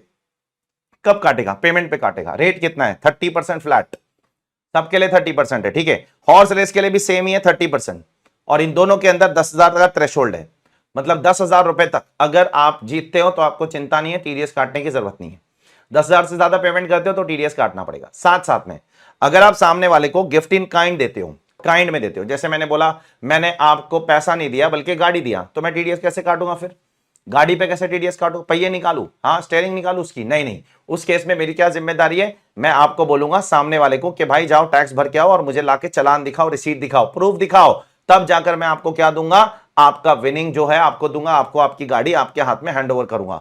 तब तक मैं आपको आपकी गाड़ी आपके हाथ में हैंड ओवर नहीं करने वाला हूं। अब आगे बढ़ते हैं towards next section, that is 194C, contract वाला। कौन टीडीएस काटेगा? कॉन्ट्रैक्ट के केस में जो भी कॉन्ट्रैक्टी है वो काटेगा कॉन्ट्रैक्टर का टीडीएस। आपने अगर मुझे कॉन्ट्रैक्ट दिया तो आप मेरा टीडीएस काटोगे ना, क्योंकि आप मुझे पेमेंट करोगे, ठीक है। क्योंकि आपने मुझे कॉन्ट्रैक्ट दिया, मैं आपके लिए काम करूंगा, आप मुझे पेमेंट करोगे, फिर आप मेरा टीडीएस काटोगे। Therefore any person will deduct TDS. यहां पर रेफर नोट का मतलब क्या हो गया कि इंडिविजुअल एचयूएफ इस सेक्शन में टीडीएस कब काटेगा? जब पिछले साल का टर्नओवर 1 करोड़ से ज्यादा है बिजनेस के केस में, और प्रोफेशन के केस में कितने से ज्यादा है? 50 लाख रुपए से ज्यादा है। तो ही टीडीएस काटेगा, अदरवाइज टीडीएस काटने की जरूरत नहीं है। ठीक है, रेसिडेंट कौन है, डिडक्टी कौन है, रेसिडेंट है, यहां पर नॉन रेसिडेंट नहीं कवर्ड है। और टाइमिंग क्या है, क्रेडिट और payment which ever is earlier. और रेट क्या है, रेट इंडिविजुअल एचयूएफ, बहुत इंपॉर्टेंट, यहां पर मल्टीपल रेट्स है, 2 रेट्स डाल के रखे गवर्नमेंट ने। अगर सामने वाला इंडिविजुअल एचयूएफ है तो 1%, सामने वाला कंपनी है, फर्म है, एलएलपी है तो 2% के हिसाब से टीडीएस कटेगा। अच्छा, थ्रेशोल्ड क्या है सर, थ्रेशोल्ड कभी काटना है, अगर एक सिंगल पेमेंट 30,000 क्रॉस हो जाता है तो काट दो, या पूरे साल का एग्रीगेट पेमेंट कितना क्रॉस होता है, 1 लाख क्रॉस होता है तो भी आप काट सकते हो। ठीक है, जैसे मिसाल के तौर पर पहला पेमेंट ही 35,000 का हो गया तो काट दो, लेकिन पहला पेमेंट 35,000 नहीं है, पहला पेमेंट 20,000 है तो मत काटो, दूसरा भी 20,000 है मत काटो, तीसरा भी 20,000 है मत काटो, चौथा भी 20,000 है मत काटो, पांचवा 25,000 है तो आपको 1,05,000 रुपए पे पूरे अमाउंट पे 1% या 2% टीडीएस क्या करना पड़ेगा, काटना पड़ेगा as per the income tax law. अब आगे कुछ पॉइंट है, उस पर मैं आता हूं थोड़ी देर के बाद, कि अगर इंडिविजुअल एचयूएफ पर्सनल पर्पस के लिए कोई कॉन्ट्रैक्ट देता है, ठीक है, मैंने अगर एक कॉन्ट्रैक्टर को बुलाया, मैं बोला इधर आ रहे मेरा घर बना दे जरा, तो पर्सनल पर्पस है ना वो, तो पर्सनल पर्पस के लिए 194C अट्रैक्ट नहीं होता है, नहीं होता है, नहीं होता है। 194C सिर्फ किसके लिए अट्रैक्ट होता है, बिजनेस पर्पस के लिए पेमेंट करोगे तो 194C अट्रैक्ट होगा, पर्सनल पेमेंट के लिए पेमेंट करोगे तो 194C अट्रैक्ट नहीं होगा। ठीक है, आगे जाकर हम लोग 194M के साथ इसको लिंक भी करेंगे थोड़ी देर के अंदर। नेक्स्ट सर, कॉन्ट्रैक्ट में क्या आता है सर, कॉन्ट्रैक्ट में सिर्फ सर्विस कॉन्ट्रैक्ट आते हैं। आप किसी को एडवर्टाइजमेंट का कॉन्ट्रैक्ट दे रहे हो, कुछ ब्रॉडकास्टिंग का कॉन्ट्रैक्ट दे रहे हो, पैसेंजर ट्रांसपोर्ट का कॉन्ट्रैक्ट दे रहे हो, अदर देन रेलवे, रेलवे तो गवर्नमेंट का टीडीएस थोड़ी काटेंगे हम लोग, और केटरिंग की सर्विस दे रहे हो, या मैन्युफैक्चरिंग और सप्लाइंग ऑफ प्रोडक्ट। ये लास्ट वाला पॉइंट बहुत बढ़िया है, मैंने आपको बताया था, आप सब लोग बताओ, चलो जल्दी जल्दी। अगर मैं आपके पास आता हूं, ठीक है, और मैं बोलता हूं मुझे एक ना अच्छा सा सूट बना के दो, तो आप मुझे सवाल पूछते हो कपड़ा कहां से लाओगे, मैंने बोला कपड़ा मैं दूंगा आपको, आप सिर्फ सूट बना के दो, तो मुझे बताओ आप टीडीएस काटोगे कि नहीं काटोगे। हाँ, तो अब उसमें डिपेंड करता है कि आप मुझे कैसा इनवॉइस देते हो। अगर आप ब्रेकअप करके देते हो कि भाई इतनी इतनी इतनी सिलाई के लिए है और इतना कपड़े के लिए है, तो फिर सिलाई वाला पोर्शन जो सर्विस पोर्शन है उस पर आप टीडीएस काटोगे, और जो कपड़े वाला पोर्शन है उस पर टीडीएस काटने की जरूरत नहीं है। यस और नो, अरे याद आ रहा है कि नहीं आ रहा है, जल्दी बताइए। और दूसरी पॉसिबिलिटी क्या है, मैं आपके पास आता हूं, मैं बोलता हूं मुझे एक सूट बना के दो भाई, आप दर्जी हो, मैं बोलता हूं मुझे एक सूट बना के दो, अच्छा सा सूट सिल के दो, तो आप मुझसे सवाल पूछते हो कपड़ा कहां से आएगा, मैंने बोला कपड़ा आप देख लो भाई, बाहर से जहां से लाना है लाओ। ठीक है, तो कपड़ा आप बाहर से लेकर आते हो, तो कपड़ा आप बाहर से लाकर मुझे अगर देते हो सूट बना के, तो वो क्या हो गया, वो एक आउटराइट सेल हो गया कि नहीं हो गया। तो सेल पे क्या टीडीएस कटता है 194C के अंदर, बताइए। सेल पे 194C में टीडीएस नहीं कटेगा। Is it clear to all of you, I hope you understood. मैंने सारे एग्जांपल आपको क्लास के अंदर चार्ट के तौर पे बना के लिखा है, ठीक है। अब यहां पर आगे अगर आप देखोगे तो यहां पर कुछ लोगों को रिलैक्सेशन दिया है गवर्नमेंट ने, रोड ट्रांसपोर्टर्स को क्या रिलैक्सेशन दिया है, अगर सामने वाला ट्रांसपोर्टर है, ठीक है, सामने वाला ट्रक वाला है और उसके पास 10 से ज्यादा व्हीकल नहीं है, और अगर वो मुझे डिक्लेरेशन देता है, क्या देता है कि भाई मेरे पास 10 से ज्यादा व्हीकल नहीं है, और वो मुझे साथ में पैन भी देता है, पैन परमानेंट अकाउंट नंबर भी देता है, तो मुझे उसकी टीडीएस काटने की जरूरत नहीं है, नहीं है, नहीं है। डू यू रिमेंबर दैट, उसकी टीडीएस काटने की जरूरत नहीं है। वो ट्रांसपोर्टर होना चाहिए, 10 से ज्यादा व्हीकल नहीं होना चाहिए, डिक्लेरेशन देना चाहिए और पैन भी देना चाहिए, तो टीडीएस काटने की जरूरत नहीं है। Next next next next next suppose मैं एक गैस वाला हूं, गैस बनाता हूं और गैस बेचता हूं, और आप एक होटल वाले हो, ठीक है, तो आप होटल वाले हो, मैं आपको गैस सप्लाई करता हूं, तो साथ साथ में मैं आपको गैस भी दे रहा हूं और मैं आपको गैस को ट्रांसपोर्ट भी तो कर रहा हूं ना, मैं आपको गैस भी बेच रहा हूं, साथ में गैस को ट्रांसपोर्ट भी कर रहा हूं, तो क्या वो ट्रांसपोर्टेशन चार्जेस पे, क्या गैस के ट्रांसपोर्टेशन चार्जेस पे आपको 194C में टीडीएस लगेगा? नहीं लगेगा, क्योंकि यहां पर आपका मेन ऑब्जेक्टिव क्या है, परचेज एंड सेल है, आपको गैस परचेज करना है, वो इंटेंशन से आपने मेरे साथ ट्रांजैक्शन किया है। आप मुझसे ट्रांसपोर्टेशन की सर्विस नहीं ले रहे हो, आप मुझसे गैस परचेज करने का ट्रांजैक्शन कर रहे हो। लेकिन अगर मैं कोई थर्ड पार्टी को पकड़ता हूं, एक रोड ट्रांसपोर्ट, एक ट्रक वाले को बोलता हूं तू घर घर जाके सबके ट्रांसपोर्ट करके आ भाई, जितना भी ट्रांसपोर्टेशन का खर्चा होगा वो मैं तेरे को दे दूंगा, तो क्या उस केस में मेरे को टीडीएस काटना पड़ेगा? The answer is yes yes yes, उस केस में मेरे को टीडीएस काटना पड़ेगा, क्योंकि अब मैं जो ट्रांसपोर्टर के साथ ट्रांजैक्शन कर रहा हूं वो एक किस्म की क्या है, सर्विस है, सर्विस है, सर्विस है, देयरफॉर उस पे मुझे टीडीएस काटना पड़ेगा, ठीक है। नेक्स्ट वाला, अगर मैं कोई कोल्ड स्टोरेज रेंट पे लेता हूं, कोल्ड स्टोरेज जहां पर मैं जाकर क्या रख रहा हूं, अपना सामान वामान रख रहा हूं सिक्योरिटी के लिए, ताकि वो अच्छे से रहे, वो खराब नहीं हो, पेरिशेबल प्रोडक्ट है, वो खराब हो जाएगा, जैसे कुछ सब्जी हो सकती है, कुछ फ्रूट्स हो सकते हैं, उसके लिए मैंने कोल्ड स्टोरेज लिया, तो वो भी मुझे एक किस्म की सर्विस दे रहा है, और अगर वो मुझे एक किस्म की सर्विस दे रहा है तो मुझे 194C में उसका टीडीएस काटना पड़ेगा। कितना कटेगा वो मत भूलना, 1% या 2%। कब कटेगा वो मत भूलना, 30,000 क्रॉस होता है सिंगल पेमेंट, और एग्रीगेट पेमेंट अगर 1 लाख क्रॉस होता है तो आपको टीडीएस काटना है 194C के अंदर। नेक्स्ट वाला 194D में क्या है, इंश्योरेंस कमीशन। ये कौन किसको दे रहा है, ये एक इंश्योरेंस कंपनी उसके एजेंट को दे रही है। क्यों दे रही है, क्योंकि वो पॉलिसी वॉलिसी उसको बेच के दे रहा है, तो इंश्योरेंस कंपनी अपने एजेंट को पॉलिसी वॉलिसी बेचने के लिए कमीशन देती है। एजेंट कौन है, एजेंट रेसिडेंट है। टीडीएस कब कटेगा, क्रेडिट और पेमेंट विचएवर इज अर्लियर। कितना कटेगा, 5%। कब कटेगा, 15,000 रुपए के ऊपर। तो कमीशन का हर जगह पे थ्रेशोल्ड 15,000 ही है। देखना आगे भी जाओगे तो कमीशन का हर जगह पे थ्रेशोल्ड 15,000 ही है। तो वो एक चीज दिमाग में रखो, हर जगह 15,000 है। नेक्स्ट नेक्स्ट नेक्स्ट, अगर आप लाइफ इंश्योरेंस पॉलिसी का पैसा आपको कंपनी से मिल रहा है, बहुत बारीकी से सुनना अभी, अगर मैं कंपनी हूं, लाइफ इंश्योरेंस कंपनी हूं, और आप पॉलिसी होल्डर हो, तो याद करो कुछ केसेस में आपके हाथ में लाइफ इंश्योरेंस पॉलिसी का पैसा टैक्सेबल होता है। कब टैक्सेबल होता है, भूलना मत, 2003 से लेकर 2012 के बीच में खरीदा, 2012 से लेकर 13 के बीच में खरीदा, और 13 के बाद खरीदा, और अगर आपका प्रीमियम 1% को क्रॉस कर देता है, 10%, 15%, 20%, याद आता है सबको, जल्दी बोलो नीचे कमेंट के अंदर, तो आपको सामने वाले को उस पर टैक्स लग जाएगा। और अगर टैक्स लग जाएगा तो कंपनी क्या करेगी, उसका टीडीएस काटेगी। कितना काटेगी, 5% ऑफ नेट इनकम काटेगी। अब यहां पर भूलना, यहां पर मत भूलना, बहुत ध्यान से सुनना, 5% ऑफ नेट इनकम। सबसे पहले कौन काटेगा, इंश्योरेंस कंपनी आपका टीडीएस काटेगी। किसका काटेगी, रेसिडेंट का काटेगी। कभी काटेगी, पेमेंट पे काटेगी। कितना काटेगी, 5% ऑफ नेट इनकम मत भूलना, दैट इज टोटल अमाउंट। इस पे मैंने क्वेश्चन भी कराया आपको, जाकर चेक करना अपनी क्वेश्चन बैंक के अंदर। Total income paid minus premium paid, जो भी डिफरेंशियल अमाउंट, मतलब अगर कंपनी ने आपको 25 लाख रुपया दिया और आपने कंपनी को ओवर द इयर्स 10 लाख रुपए का प्रीमियम दिया, तो 25 माइनस 10 कितना हो गया, 15 लाख। 15 लाख पे 5% टीडीएस आ जाएगा। लेकिन कुछ चीजें दिमाग में रखनी है। सबसे पहले आपको यह दिमाग में रखना है कि सामने वाले के हाथ में ये एग्जेम्प्ट नहीं होना चाहिए। एग्जेम्प्ट होगा तो नहीं काटने की जरूरत है, टैक्सेबल होगा तो काटने की जरूरत है। साथ साथ में सामने वाले के हाथ में जब पेमेंट कर रहे हो तो 1 लाख रुपए से ज्यादा का पेमेंट करना होगा। 1 लाख रुपए से कम का पेमेंट कर रहे हो तो फिर टीडीएस काटने की जरूरत आपको नहीं है। नेक्स्ट वाला है अपने एबी डिविलियर्स, क्रिस गेल, ये सब बाहर के प्लेयर लोग इंडिया में आके क्रिकेट विकेट खेलते हैं, कोई भी स्पोर्ट्स खेलते हैं, उनके लिए 194E।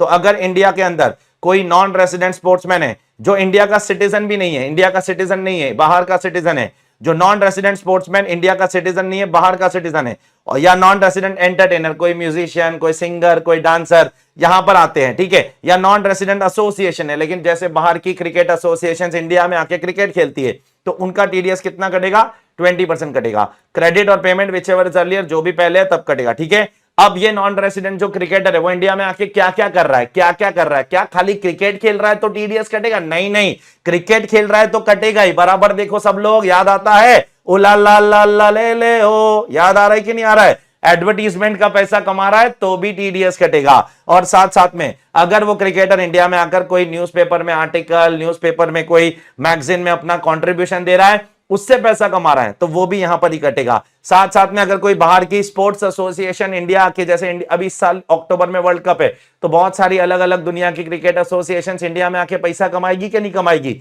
सब कमाएंगे सर। श्रीलंका वाले आएंगे, बांग्लादेश वाले आएंगे, यहां तक के पाकिस्तान वाले भी आने वाले, वो सब आके यहाँ पे पैसा कमाने वाले, उन सबका टीडीएस भी इधर ही कटेंगे, छोड़ेंगे नहीं, ठीक है। Last but not list, performing in India, अगर कोई एंटरटेनर इंडिया में आके परफॉर्म करता है तो उसका टीडीएस भी इधर ही कटेगा, इधर ही कटेगा, इधर ही कटेगा। नेक्स्ट, अगर आप लॉटरी बेचते हो, उसका कमीशन कमाते हो, तो गवर्नमेंट लॉटरी बेचने का पावर देती है आपको। गवर्नमेंट लॉटरी छापती है, स्टेट गवर्नमेंट लॉटरी छापती है और बोलती है आपको कि भाई आप क्या करो, आप लॉटरी बेचो, हम आपको कमीशन देंगे। तो गवर्नमेंट अगर आपको, आप रेसिडेंट या नॉन रेसिडेंट जो भी हो, आपको कमीशन दे रही है तो उस पर टीडीएस काटेगी 5%। कब काटेगी, क्रेडिट और पेमेंट विचएवर इज अर्लियर, और कितने अमाउंट पे काटेगी, 15,000 रुपए के ऊपर अगर पेमेंट होगा तो कटेगा, नहीं तो नहीं कटेगा। मैंने आपको पहले ही बोला कि जो कमीशन का थ्रेशोल्ड है ना, वो देखो हर जगह पर ना, हर जगह पर 15,000 ही है। ये इंश्योरेंस कमीशन भी 15,000 है, 5% है। ये जो लॉटरी वाला कमीशन है वो भी 15,000 है, 5% है। और जो अगला सेक्शन के अंदर जो जनरल कमीशन है, जिसके अंदर दूसरे कमीशन एंड ब्रोकरेज आ जाएंगे, वो भी 15,000 और 5% ही है। 194H TDS on commission other than insurance commission और ब्रोकरेज, क्योंकि इंश्योरेंस कमीशन तो ऊपर कवर हो गया ऑलरेडी, तो यहां पर टीडीएस कौन काटेगा, एनी परसेंट। फिर से ये ब्रैकेट तीसरी बार आ रहा है हमारे जीवन में हमको परेशानी देने के लिए। इससे पहले कभी कभी आया था, रट्टा मारो, 194A interest other than security. इससे पहले दूसरी बार कभी आया था 194C कॉन्ट्रैक्ट, और ये तीसरी बार आ रहा है 194H। क्या बोलना क्या चाहता है ये बोलना बहुत सिंपल चीज चाहता है कि भाई अगर पिछले साल का तुम्हारा बिजनेस का टर्नओवर 1 करोड़ से ज्यादा है और पिछले साल का प्रोफेशन का टर्नओवर 50 लाख से ज्यादा है तो ही इंडिविजुअल एचयूएफ इन सेक्शन में टीडीएस काटेगा, नहीं तो नहीं काटेगा, नहीं काटेगा, नहीं काटेगा। छोटे इंडिविजुअल किराने वाले छोटे मोटे रिटेलर्स को हमको परेशान नहीं करना है इन सारे सेक्शंस के अंदर। टीडीएस कब कटेगा? 15% कटेगा। कब का? सॉरी 5% कटेगा। कब कटेगा? क्रेडिट और पेमेंट विच एवर अर्लियर, जो भी पहले करोगे तब कटेगा, ठीक है। और किसका टीडीएस कटेगा? रेजिडेंट का कटेगा। रेजिडेंट का कटेगा। रेजिडेंट मैंने आपको मास्टर चार्ट बना के दिया हूं, कौन कौन से सेक्शन में रेजिडेंट का कटता है, कौन कौन से सेक्शन में सिर्फ नॉन रेजिडेंट का कटता है, कौन कौन से सेक्शन में रेजिडेंट और नॉन रेजिडेंट दोनों का टीडीएस कटता है। ये तीनों का मास्टर चार्ट मैंने आपको बना के दिया, बराबर से उसको देख लेना, ठीक है। नेक्स्ट, आपका थ्रेशोल्ड क्या है? 15,000 ही है। अच्छा, बीएसएनएल और एमटीएनएल आपका टीडीएस नहीं काटेगी। अगर आप बीएसएनएल और एमटीएनएल का क्या चला रहे हो, छोटा मोटा पीसीओ का फ्रेंचाइज चला रहे हो, नहीं चलेगा, नहीं कटेगा। साथ साथ में अगर आप स्टॉक मार्केट के अंदर ब्रोकरेज देते हो, शेयर खरीदने बेचने पर ब्रोकरेज देना होता है हमको, ठीक है। हर एक शेयर खरीदने बेचने पे आपको ब्रोकरेज देना है, उस पर भी टीडीएस नहीं कटेगा, नहीं कटेगा, नहीं कटेगा, ठीक है। अगले सेक्शन की तरफ बढ़ते हैं, 194 में। आई में क्या आएगा? आई में आप कोई चीज किराए पे ले रहे हो। क्या चीज किराए पे ले रहे हो, उस पे मैं आ रहा हूं। फिर से ये चौथी बार आ गया परेशान करने हमारे जीवन में, इंडिविजुअल एचयूएफ वाली नोट, ठीक है। यहां पर किसका टीडीएस कटेगा? सिर्फ रेजिडेंट, सिर्फ रेजिडेंट, सिर्फ रेजिडेंट, नॉन रेजिडेंट नहीं कवर्ड है। टाइमिंग क्या है? क्रेडिट और payment which ever is earlier, जो भी पहले होगा वो पहले काटो, ठीक है। अब यहां पर आप किस चीज को किराए पे ले रहे हो? प्लांट मशीनरी इक्विपमेंट ले रहे हो तो 2% काटोगे। लैंड बिल्डिंग और फर्नीचर ले रहे हो तो 10% काटोगे, ठीक है। Be very careful. थ्रेशोल्ड क्या है? पूरे साल में 2,40,000 रुपया क्रॉस होना चाहिए। सर 2,40,000 रुपया कैसे काउंट करने का? सब मिलाकर। अगर मुझे स्पर्श ने प्लांट भी दिया, मशीनरी भी दिया, इक्विपमेंट भी दिया, फर्नीचर भी दिया, लैंड भी दिया, बिल्डिंग भी दिया, तो सब मिलाकर 2,40,000 अगर क्रॉस होता है तो मुझे टीडीएस काटना पड़ेगा, ठीक है। तो एग्रीगेट बेसिस पर आपको चेक करना है, ठीक है। क्या एडवांस रेंट पे टीडीएस आएगा? हाँ आएगा। क्या वेयरहाउसिंग चार्जेस पे टीडीएस आएगा? हाँ आएगा। क्या नॉन रिफंडेबल डिपॉजिट्स पे टीडीएस आएगा? हाँ आएगा। क्या रिफंडेबल डिपॉजिट्स पे टीडीएस आएगा? रिफंडेबल डिपॉजिट्स पे टीडीएस नहीं आएगा, नॉन रिफंडेबल पे आएगा। नेक्स्ट, अगर सामने वाले दो बंदे हैं जो को ओनर है, सामने वाले के पास एक प्रॉपर्टी है लेकिन दो ओनर है, हस्बैंड वाइफ दोनों को ओनर है, तो अगर मैं एक को 2 लाख रुपया पेमेंट करता हूं और दूसरे को 2 लाख पेमेंट करता हूं तो क्या मुझे टीडीएस काटने की जरूरत है? नहीं जरूरत है, क्योंकि गवर्नमेंट बोलती है यहां पर 2,40,000 का जो लिमिट है वो सबके लिए क्या है? सेपरेटली एप्लीकेबल है। तो सामने अगर दो को ओनर है तो दोनों की जिसकी भी लिमिट 2,40,000 क्रॉस होगी उसका टीडीएस काटो, और जिसकी लिमिट 2,40,000 क्रॉस नहीं होती उसका टीडीएस मत काटो, मत काटो, मत काटो। साथ साथ में जापान एयरलाइन या कोई भी एयरलाइन कंपनी, इंडिगो एयरलाइन या जो भी एयरलाइन है, वो एयरपोर्ट अथॉरिटी ऑफ इंडिया को जो भी पैसा देती है, पैसेंजर सर्विस फी, लैंडिंग फी, पार्किंग फी, जो भी देती है, क्या उस पर टीडीएस कटेगा? उस पर 194I में टीडीएस नहीं कटेगा, लेकिन मैंने बोला था उस पर 194C में टीडीएस कट सकता है, क्योंकि वो एक कॉन्ट्रैक्ट है, वो आपको सर्विस दे रहे हैं, आप उनके सर्विस रिसीवर हो और एयरपोर्ट वाले आपके सर्विस प्रोवाइडर है। तो 194C में आ सकता है, 194I में नहीं आएगा, ठीक है। और लमसम लीज प्रीमियम जो दे रहे हो, क्या उस पर टीडीएस कटेगा? नहीं, वो रेंट नहीं है। आप 25 साल के लिए लीज पे कुछ ले रहे हो, 40 साल के लिए लीज पे कुछ ले रहे हो, 100 साल के लिए लीज पे कुछ ले रहे हो, वो रेंट के डेफिनेशन में नहीं आता है, उस पर यहां पर टीडीएस नहीं कटेगा। नेक्स्ट, अगर आप इमोबल प्रॉपर्टी खरीदते हो other than rural agriculture land, क्योंकि रूरल एग्रीकल्चर लैंड तो वैसे भी एग्जेम्प्ट है, तो आपको टीडीएस काटना है। कोई भी प्रॉपर्टी खरीदते हो तो उसकी वैल्यू कितनी होनी चाहिए? उसकी वैल्यू अगर 50 लाख से ज्यादा है, 50 लाख या उससे ज्यादा उसकी वैल्यू है, तो आपको टीडीएस काटना है, ठीक है। तो कोई भी प्रॉपर्टी अगर आप खरीदते हो जिसकी वैल्यू 50 लाख या उससे ज्यादा है, रूरल एग्रीकल्चर लैंड को छोड़ दो, रूरल एग्रीकल्चर लैंड को छोड़कर दुनिया में कोई भी प्रॉपर्टी जिसकी वैल्यू 50 लाख या उससे ज्यादा है और सामने वाला सेलर रेसिडेंट है, और तो आपको 1% टीडीएस काटना है। किस पर काटना है? कंसिडरेशन और stamp duty value whichever is higher, जो भी ज्यादा है। अगर कंसिडरेशन ज्यादा है तो कंसिडरेशन पे काटो, स्टैम्प ड्यूटी वैल्यू ज्यादा है तो स्टैम्प ड्यूटी वैल्यू पे काटो। ये फाइनेंस एक्ट 2022 का अमेंडमेंट है, तो ये भूलना मत, ये इंपॉर्टेंट हो सकता है एग्जाम के लिए, ठीक है। कंसिडरेशन में क्या क्या आएगा? सर सब कुछ आ जाएगा। कंसिडरेशन के अंदर सिर्फ घर का कॉस्ट नहीं आएगा, आप पार्किंग लेते हो वो भी आएगा, मेंबरशिप फी देते हो वो भी आएगा, इलेक्ट्रिसिटी वाटर फैसिलिटी फी देते हो, एडवांस फी देते हो, मेंटेनेंस फी देते हो, जो भी आप घर खरीदते समय देते हो 50 किस्म का अलग अलग पैसा बिल्डर को, वो सब कुछ आ जाएगा तुम्हारे कंसिडरेशन के अंदर, ठीक है। सब टोटल करने का, चेक करने का 50 लाख होता है कि नहीं होता है। अगर नहीं होता है तो मत काटो, अगर होता है तो फिर काटो, लेकिन काटते समय केयरफुल रहने का। कंसिडरेशन और stamp duty value whichever is higher after finance act 2022, ये FA 22 का अमेंडमेंट है, ठीक है। Be very careful. नाउ ये नोट आ गई फिर से, कौन सी वाली नोट? ये 194A, C, H, I, J, R अभी थोड़ी देर में देखेंगे, ये TCS के सेक्शन थोड़ी देर में देखेंगे। ये सारे सेक्शंस छोटे इंडिविजुअल्स और एचयूएफ्स के लिए एप्लीकेबल नहीं है। छोटे इंडिविजुअल एचयूएफ का मतलब क्या होता है? ये छोटे इंडिविजुअल एचयूएफ का मतलब है जिसका पिछले साल का टर्नओवर 1 करोड़ से कम है, पिछले साल के प्रोफेशन का टर्नओवर 50 लाख से कम है, उनको इन सारे सेक्शनों में टीडीएस काटने की जरूरत नहीं है। ये फायदा सिर्फ इंडिविजुअल एचयूएफ को दिया है, कंपनी, फर्म, एलएलपी ये लोग को नहीं दिया, इनको हमेशा काटने का। ठीक है, काटो चुपचाप। अब नेक्स्ट बात करते हैं 194 आईबी। अब ये यहां से जो सेक्शंस आने वाले ना, वो कैसे पता है, जरा गौर से सुनना। वो ऐसे सेक्शन है कि पुराने कुछ सेक्शंस एप्लीकेबल नहीं होते तो फिर ये वाले हो जाएंगे। अगर आई एप्लीकेबल नहीं होता है तो आई बी में आ जाओ। याद आता है आपको? तो मुझे बताओ आई कब एप्लीकेबल नहीं होता है? जब इंडिविजुअल एचयूएफ का पिछले साल का टर्नओवर 1 करोड़ से कम है और पिछले साल का प्रोफेशन का टर्नओवर 50 लाख से कम है, तो आई एप्लीकेबल नहीं होगा ना। तो अगर आई एप्लीकेबल है तो आई में जाओ, और अगर आई एप्लीकेबल नहीं होता है तो फिर आईबी में आ जाओ। आईबी में कौन आएगा? बहुत क्लियर है, यही सबसे इंपॉर्टेंट पॉइंट है, बाकी कुछ देखने लायक नहीं है इसके अंदर। आईबी में वो आएगा जो आई में नहीं आएगा। तो अपने को बराबर से पता होना चाहिए आई में कौन सा इंडिविजुअल एचयूएफ नहीं आता है। सिर्फ वही इंडिविजुअल एचयूएफ आई में नहीं आएगा जिसका पिछले साल का टर्नओवर 1 करोड़ से कम है, 50 लाख से कम है। तो अगर तुम छोटे इंडिविजुअल एचयूएफ है तो वहां नहीं काटते हो तो यहां काटना पड़ेगा।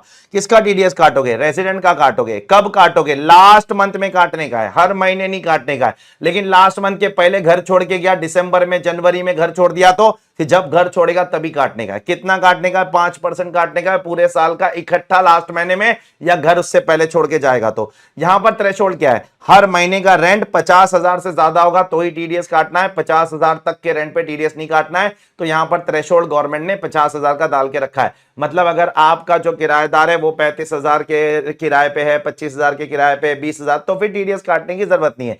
50,000 से ज्यादा किराया होना चाहिए तब एप्लीकेबल है। ठीक है, फिर से बोल रहा हूं, आईबी में कभी आने का, अगर आई में कवर नहीं होगा तो। अगर आई में कवर होता है तो इधर आने का ही नहीं, पहले आई में जाने का। आई में नहीं फुलफिल होता है तो आईबी बनाया है। ऐसा ही मैंने पूरा बैकग्राउंड क्रिएट करके आपको पूरा लॉजिक के साथ बताया था। अच्छा, सामने वाला पैन नहीं देगा तो क्या करने का? जनरली सामने वाला पैन नहीं देता है तो हम लोग उसका 20% काट लेते हैं, बराबर। लेकिन यहां पर अगर सामने वाला पैन नहीं देता है तो आपको उसको रिस्ट्रिक्ट करना पड़ेगा to the rent of last month. ऐसा मैंने आपको बताया था लॉजिक के साथ। मान लो कि 60,000 रुपया महीने का रेंट है, तो साल का रेंट कितना हो जाएगा? 60,000 इंटू 12, 7,20,000। अब अगर वो सामने वाला आखिरी मंथ वो सामने वाला पैन नहीं देता है, तो पैन नहीं देगा तो मेरे को बताओ, तो 7,20,000 का 20% कितना हो जाएगा? 1,36,000 रुपया हो जाएगा। अब मुझे बताओ, जब आखिरी महीने में मैं उसको रेंट देने जाऊंगा तो क्या मेरे को उसको 1,36,000 रुपया देने का है कि सिर्फ 60,000 ही देने का है आखिरी महीने का? जब मार्च का रेंट देने जाऊंगा तो मैं 60,000 ही दूंगा ना। तो अब 60,000 में से 1,36 कैसे माइनस करूंगा? समझ में आया क्या सबको? इसलिए गवर्नमेंट बोलती है रेंट ऑफ लास्ट मंथ और 20% whichever is lower. Is everyone clear? जल्दी बोलो। 194 आईसी क्या है? जहां पर एक बिल्डर आता है, बोलता है आजा भाई तेरा घर हमको दे दे, हम तेरे को उधर नया बिल्डिंग बना के तेरे को रीडेवलपमेंट करके देंगे। ठीक है, तो अच्छी बात है, एक बिल्डर आया मेरे पास, मैंने उसको अपना घर दे दिया, उसने मेरे को रीडेवलपमेंट करके दिया। तो रीडेवलपमेंट करने में वो मेरे को दो चीज दे सकता है, एक तो रोकड़ा दे सकता है, एक नया घर देगा। तो वो जो मुझे रोकड़ा देगा ना, रोकड़ा घर नहीं, तो रोकड़े पे वो टीडीएस काटेगा 194 आईसी के अंदर। याद आता है सबको? 194 आईसी पे वो रोकड़े पे टीडीएस काटेगा। किस पे काटेगा? 10% ऑन कैश पोर्शन। याद आ रहा है आपको? वो बिल्डर मेरे को दो चीज दे सकता है ना बेटा। बिल्डर मेरे को मेरा घर लेके नया बिल्डिंग में फ्लैट भी दे सकता है, 10-12 फ्लैट मैंने आपको बोला था वो देगा, और साथ में 1-2 करोड़ रुपया कैश भी देगा। तो कैश के ऊपर वो क्या करेगा? 10% टीडीएस काट देगा, घर पे नहीं काटेगा। कब काटेगा? Credit payment which ever is less. और किसका काटेगा टीडीएस? रेजिडेंट है तो काटेगा, नॉन रेजिडेंट के लिए सेक्शन एप्लीकेबल नहीं है। अब 194 जे देखना, 194 जे बहुत सारे लोगों के लिए एप्लीकेबल है। सबसे पहले यहां पर टीडीएस कौन काटता है? Any person. फिर से ये नोट एप्लीकेबल हो जाएगा, जो ऊपर वाला घड़ी घड़ी आ रहा है, घड़ी घड़ी आ रहा है। किसका टीडीएस कटेगा? रेजिडेंट का। टाइमिंग क्या है? Credit payment which ever is earlier. ठीक है, अब यहां पर मल्टीपल लोगों का केस कवर्ड है। पहले मैं आपको बताता हूं उसमें कौन कौन कवर्ड है। 5 लोग कवर्ड है।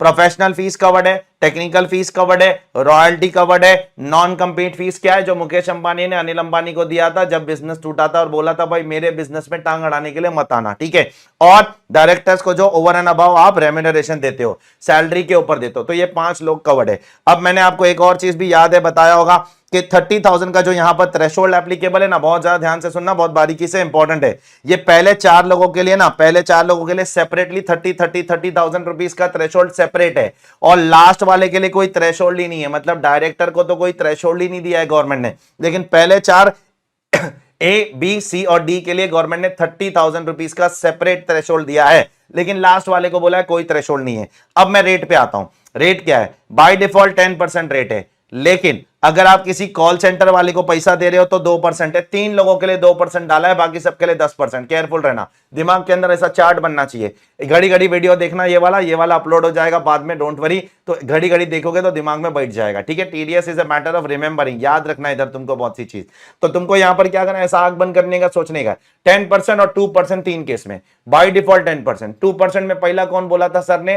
पहला बोला था कॉल सेंटर वाला, दूसरा टेक्निकल सर्विस, तीसरा सिर्फ कुछ किस्म की रॉयल्टी, सारी रॉयल्टी नहीं है, ये सिर्फ फिल्म से रिलेटेड रॉयल्टी, सिनेमैटोग्राफिक फिल्म से रिलेटेड रॉयल्टी है, बाकी सारी रॉयल्टी नहीं है। तो 3 लोगों पे 2% है, बाकी सबके लिए 10% है। क्लियर? नेक्स्ट।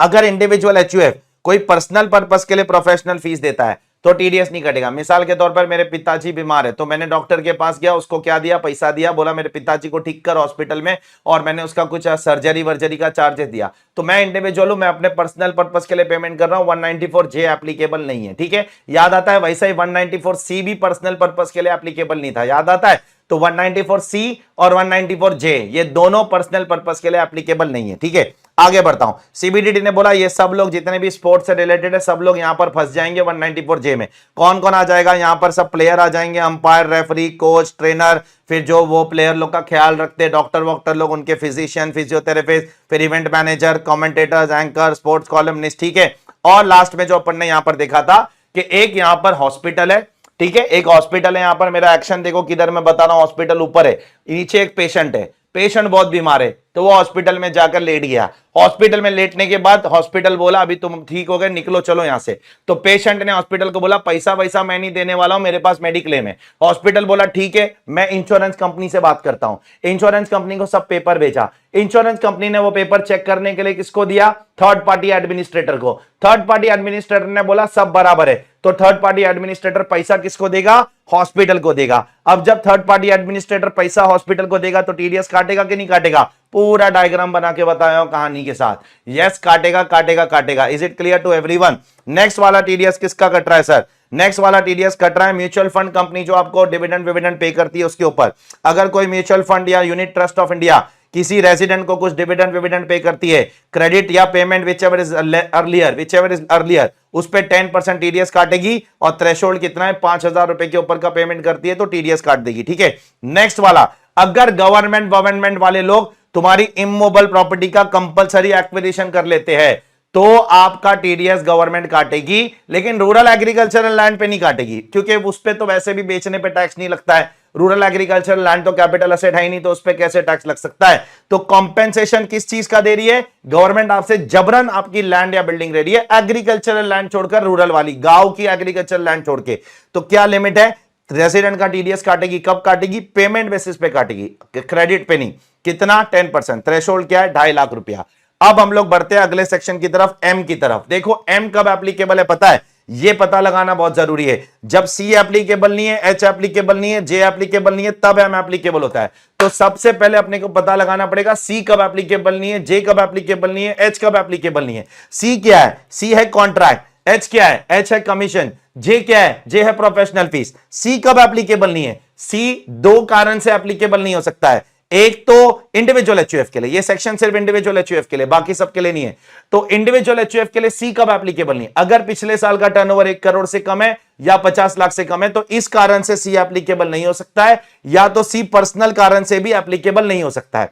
सिमिलरली जे भी 1 करोड़ 50 लाख के कारण से एप्लीकेबल नहीं हो सकता है, और पर्सनल कारण की वजह से भी जे एप्लीकेबल नहीं हो सकता है। लेकिन एच याद रखना, पर्सनल कारण से एप्लीकेबल होता है। एच में पर्सनल वर्ड नहीं लिखा है, जाके चेक करो। अभी थोड़ी देर पहले मैंने आपको बोला जे पढ़ाते समय कि सी में भी पर्सनल कारण से टीडीएस नहीं कटता है और जे में भी नहीं कटता है। एच में क्या नहीं लिखा? एच में पर्सनल कारण से टीडीएस कटता है। तो एच सिर्फ एक ही कारण से नॉट एप्लीकेबल हो सकता है, वो है 1 करोड़ और 50 लाख वाले कारण से। तो अगर आपका सेक्शन, आप इस सेक्शंस में नहीं आते हो तो फिर आप एम में आ सकते हो। तो एम में इंडिविजुअल एचयूएफ कब आएगा? जब सी में नहीं आएगा, एच में नहीं आएगा, जे में नहीं आएगा, तो एम में आ जाएगा। तो अब कितना टीडीएस काटोगे आप टीडीएस काटोगे 5%, क्रेडिट और पेमेंट विचएवर इज अर्लियर। यहां पर काफी बड़ा थ्रेशोल्ड रखा है गवर्नमेंट ने 50 लाख रुपए का। 50 लाख रुपए तक टीडीएस काटने की आपको जरूरत ही नहीं है, ठीक है। और यहां पर आपको टैन वैन लेने की भी जरूरत नहीं है, जो जनरली टीडीएस काटने वाले को टैक्स डिडक्शन नंबर लेना होता है, ठीक है। आई होप इट इज क्लियर। तो याद करो, तो पहले आपको क्या चेक करना है? क्या सी एप्लीकेबल है? अगर एप्लीकेबल है तो फिर यहां मत आओ। अगर सी एप्लीकेबल ही नहीं है तो फिर एच, तो फिर एम में आओ। देखो जे एप्लीकेबल है क्या, एच एप्लीकेबल है क्या, अगर वो एप्लीकेबल है तो फिर वही काटो भाई, यहां मत आओ। ये सेकंड ऑप्शन है, ये पहला ऑप्शन नहीं है। पहला ऑप्शन वो 3 सेक्शन है, उधर फिक्स करो, फिक्स नहीं होता है तो इधर आ जाने का, ठीक है। नेक्स्ट वाला 194M में क्या हो रहा है भाई, यहां तो अब बैंक आपका टीडीएस काटेगी भाई, ज्यादा पैसा बैंक से विड्रॉ करोगे तो कौन काटेगा, बैंक काटेगा, कोऑपरेटिव बैंक काटेगा, पोस्ट ऑफिस काटेगा। किसका टीडीएस काटे, सबका, रेजिडेंट नॉन रेजिडेंट किसका नहीं, सबका, किसी के साथ भेदभाव नहीं, सबके साथ इक्वालिटी, सबका टीडीएस कटेगा। पेमेंट पे कितना परसेंट, 2%। अब बैंक कब काटेगी, अगर आप 1 करोड़ रुपया क्रॉस करते हो तो काटेगी। अब 1 करोड़ अगर मैंने 1.5 करोड़ विड्रॉ किया तो बैंक कितने पे टीडीएस काटेगी, पूरे 1.5 करोड़ पे 2% काटेगी। नो नो, मैंने आपको बताया था कि जनरली टीडीएस पूरे अमाउंट पे कटता है, जनरली पूरे अमाउंट पे कटता है, लेकिन यहां पर टीडीएस सिर्फ एक्सेस अमाउंट पे कटता है। डू यू रिमेंबर दैट, यहां पर टीडीएस आप सिर्फ 1 करोड़ के ऊपर वाले अमाउंट पे काटोगे, पूरे अमाउंट पे नहीं काटोगे। तो बैंक से जाकर अगर आप 1.5 करोड़ विड्रॉ करते हो तो बैंक आपका टीडीएस 50 लाख पे 2% काट देगी, ठीक है।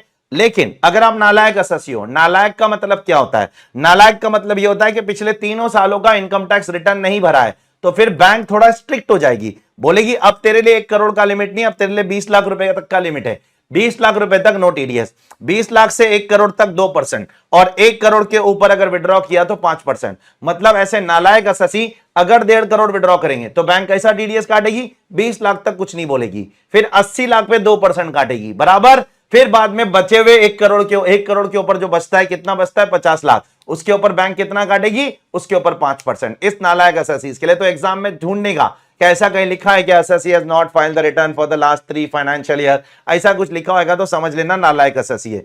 कुछ लोगों के लिए गवर्नमेंट ने बोला टीडीएस वीडीएस काटने की जरूरत नहीं है। कुछ लोगों के लिए कौन है, अगर सेंट्रल गवर्नमेंट या स्टेट गवर्नमेंट पैसा विड्रॉ करती है, बैंक टीडीएस नहीं काटेगी। अगर एक बैंक दूसरे बैंक से विड्रॉ करती है, कोऑपरेटिव बैंक दूसरे बैंक से विड्रॉ करती है, पोस्ट ऑफिस दूसरे बैंक से विड्रॉ करते हैं, या उनके बैंकिंग करस्पॉन्डेंट विड्रॉ करते हैं, टीडीएस नहीं काटेंगे। उसके बाद ये एटीएम वाले अगर पैसा विड्रॉ करते, मैंने आपको बोला था व्हाइट लेबल एटीएम का मतलब समझाया था। व्हाइट लेबल एटीएम का मतलब क्या होता है, व्हाइट लेबल एटीएम मतलब ये इंडिपेंडेंट एटीएम की एजेंसीज होती है। जैसे बैंक को अपना खुद का एटीएम मशीन नहीं लगाने का है, तो वो थर्ड पार्टी लोग को बोलता है भाई तुम लोग मशीन लगाओ, तुम लोग सब करो, मेरे से पैसा ले लेना और बाद में उसमें एटीएम में पैसा डाल देना, ठीक है। तो व्हाइट लेबल एटीएम वाले क्या करते हैं, crash replenishing agencies, white label ATM, ये सब सेम चीज ही है। वो लोग बैंक के साथ कॉन्ट्रैक्ट करते हैं और बोलते हैं बैंक को भाई कि तुम काय के लिए इतना इंफ्रास्ट्रक्चर में पैसा डालते हो, गली गली में एटीएम बनाने का, बिल्डिंग लेने का, जगह लेने का, उधर एसी लगाने का, उधर मशीन लगाने का, उधर सिक्योरिटी गार्ड को खड़ा रखने का, उधर सीसीटीवी लगाने का, मॉनिटर करने का, वो सब मगजमारी हम लोग करते ना, हमको थोड़ा सा तुम कमीशन दे देना हर काम का। तो ऐसे लोग अगर बैंक से पैसा विड्रॉ करेंगे तो टीडीएस काटने की जरूरत नहीं है।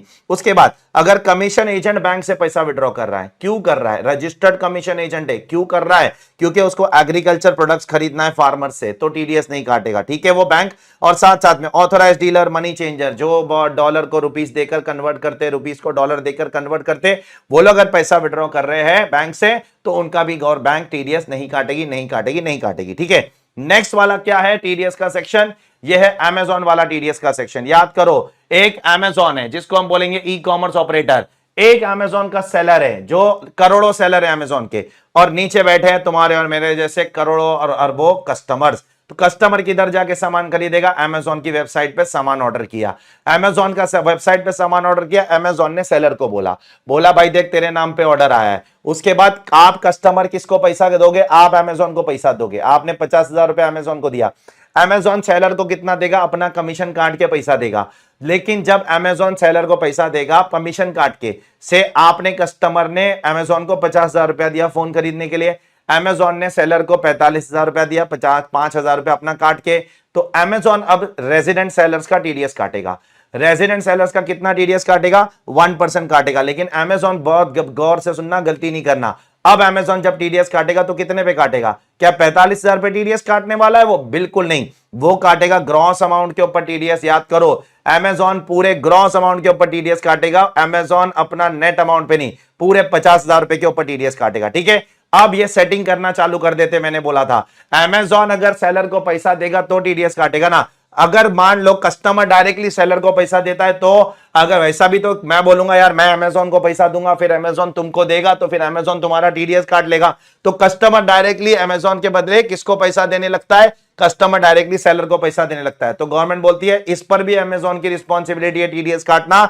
इसको हम वो बोलेंगे डीम टू बी क्रेडिटेड और पेड बाय अमेजॉन। अगर कस्टमर डायरेक्टली सेलर को पैसा देता है तो भी हम ये मानेंगे कि अमेजॉन ने ही किसको पैसा दिया है, सेलर को पैसा दिया है। अब कुछ छोटे मोटे सेलर्स को यहां से गवर्नमेंट ने निकाल दिया है। अमेजॉन पे करोड़ों सेलर है, सबका टीडीएस काटते बैठेगा क्या? एक सेलर है, उसने पूरे साल में 2 पेन ड्राइव बेचा और कुछ नहीं बेचा, तो अभी उसका टीडीएस काटते बैठो, काम धंधा नहीं है मेरे को दूसरा।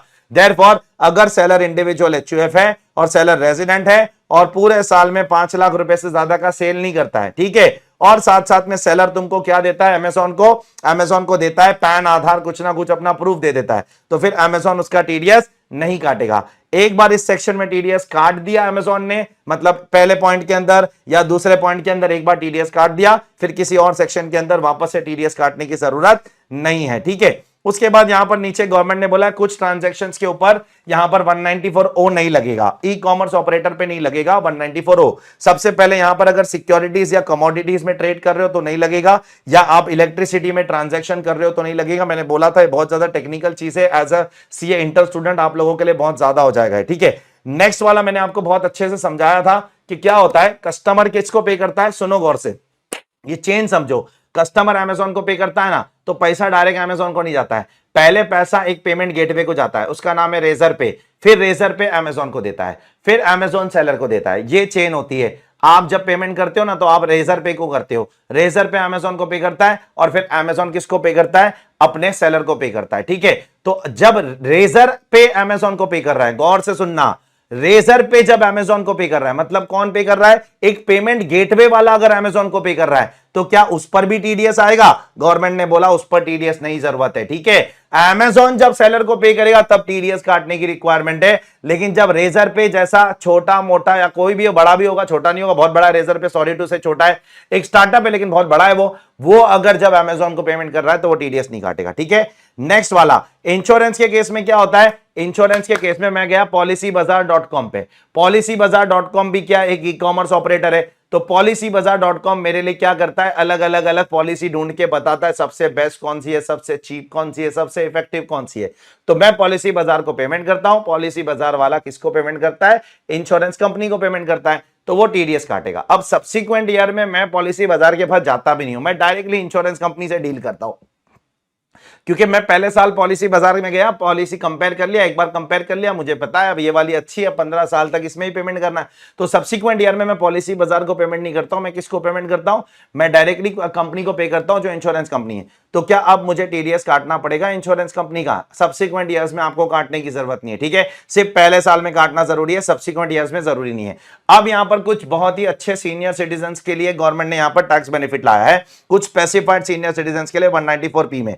अगर कोई सीनियर सिटीजन है जिसकी एज 75 ईयर्स या उससे ज्यादा है ड्यूरिंग द प्रीवियस ईयर, और वो रेजिडेंट है, नॉन रेजिडेंट को ये बेनिफिट नहीं है, और वो पेंशन कमाता है कुछ बैंक से और उसी बैंक से वो इंटरेस्ट कमाते हैं, सेम बैंक से, तो मैं एक बुजुर्ग हूं, मैं रेजिडेंट हूं, मैं 75 ईयर्स का हूं, मैं से एसबीआई से पेंशन कमाता हूं और एसबीआई से ही इंटरेस्ट कमाता हूं, एफडी पे भी कमा सकता हूं, आरडी पे भी कमा सकता हूं, सेविंग पे भी कमा सकता हूं, लेकिन सेम बैंक से इंटरेस्ट कमाता हूं, तो मुझे क्या जरूरत नहीं है, मुझे फिर बाद में बैंक क्या करेगी, मेरा टीडीएस काट लेगी, सारा डिडक्शन विडक्शन देके, और उसके बाद में मुझे इनकम टैक्स रिटर्न भरने से गवर्नमेंट ने बचा दिया। गवर्नमेंट रिलैक्सेशन देना चाहती है ऐसे सीनियर सिटीजन्स को जिनकी 75 साल एज हो गई है, बहुत ज्यादा कुछ नहीं कमा रहे, सिर्फ एक ही बैंक से पेंशन कमा रहे और उसी बैंक से इंटरेस्ट कमा रहे और कुछ नहीं कमा रहे, तो ऐसे लोगों को गवर्नमेंट ने क्या कर दिया, माफ कर दिया, ठीक है। 194Q पे हम लोग बाद में आएंगे क्योंकि उसका लिंक है 206C1H से, अगर आपको याद है तो। उसके बाद 194R पे आते हैं।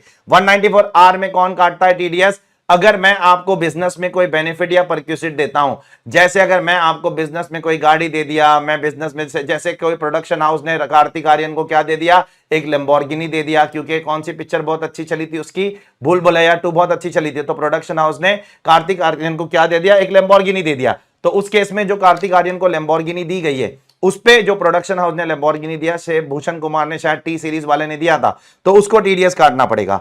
कितना काटना पड़ेगा वो सब बोलता हूं, लेकिन यहां पे इंडिविजुअल एचयूएफ को रिलैक्सेशन दे दिया है कि इंडिविजुअल एचयूएफ तब काटेगा जब उसके पिछले साल का टर्नओवर 1 करोड़ से ज्यादा है या 50 लाख से ज्यादा है। छोटे इंडिविजुअल एचयूएफ को यहां से बाहर निकाल दिया है। उसके बाद में किसका टीडीएस कटेगा? कार्तिक आर्यन। कार्तिक आर्यन कौन है? रेजिडेंट है। कब कटेगा? 20,000 के ऊपर चेक क्रॉस होना चाहिए। 20,000 के ऊपर क्रॉस होएगा तो ही टीडीएस कटेगा, नहीं तो नहीं कटेगा। और कितना कटेगा? 10% कटेगा। अब कार्तिक आर्यन को आपने गाड़ी दिया, गाड़ी में से टीडीएस कैसे काटू? पहिए निकालो, स्टेयरिंग निकालो, छत निकालो, सनरूफ निकालो, क्या निकालो?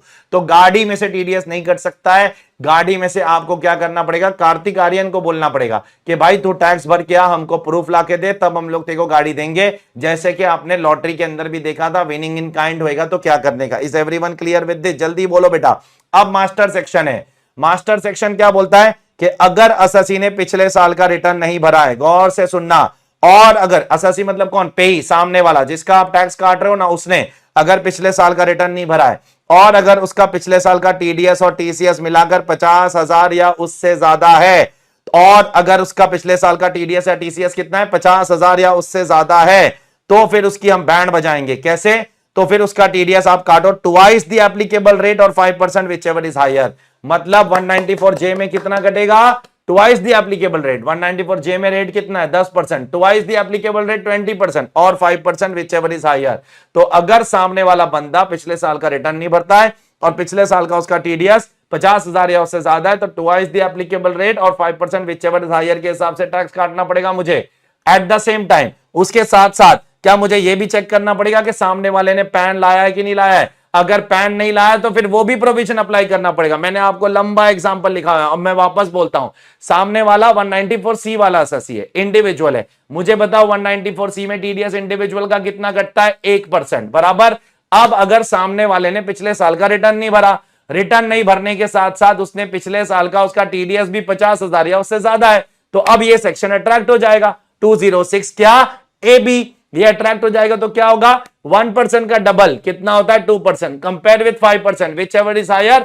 तो 206 AB के हिसाब से उसका टैक्स रेट 5% होगा, 1% नहीं होगा। अब पूछने का सामने वाले से, पैन दे भाई, बोलता पैन नहीं है। अगर पैन नहीं है तो फिर तो 5% और 20% whichever is higher. Do you remember that बेटा? प्लीज कमेंट करके बोल दो। मैं 1 घंटे से बोल बोल के मेरा गला सूख गया है, कंसिस्टेंटली बोल रहा हूं, कोई रिकॉर्डिंग लेक्चर नहीं बता रहा हूं। नेक्स्ट नेक्स्ट नेक्स्ट 196 क्या बोलता है? 196 कुछ लोगों को पेमेंट करते समय टीडीएस काटने की जरूरत नहीं है। वो कुछ लोग कौन है? गवर्नमेंट को, आरबीआई को, म्यूचुअल फंड को, या ऐसे कॉर्पोरेशन को जिसकी इनकम एग्जेम्प्ट है, उनको पेमेंट करते समय टीडीएस काटने की जरूरत नहीं है, नहीं है, नहीं है। नेक्स्ट 197 लोअर डिडक्शन सर्टिफिकेट, ये किसके लिए एप्लीकेबल है? मैं तेरा टीडीएस काटने आया, लेकिन तुम बोलते हो भाई मेरी तो इनकम ही नहीं है, मेरी तो ज्यादा इनकम नहीं है, 50,000 1 लाख से ज्यादा कमाता ही नहीं हूं, काय को काट रहे हो? तो मैं बोलूंगा जा भाई असेसिंग ऑफिसर के पास, उससे जाकर क्या लेके आ? लोअर डिडक्शन या नो डिडक्शन सर्टिफिकेट लेके आ, फिर मेरे मुंह पे मार, तो फिर मैं तेरा टीडीएस नहीं काटूंगा। याद आता है? ये है 197। लेकिन इतनी मगजमारी कौन करेगा? असेसिंग ऑफिसर के पास इतने छोटे छोटे लोग जाके मगजमारी कर सकते हैं क्या? प्रैक्टिकली नहीं कर सकते।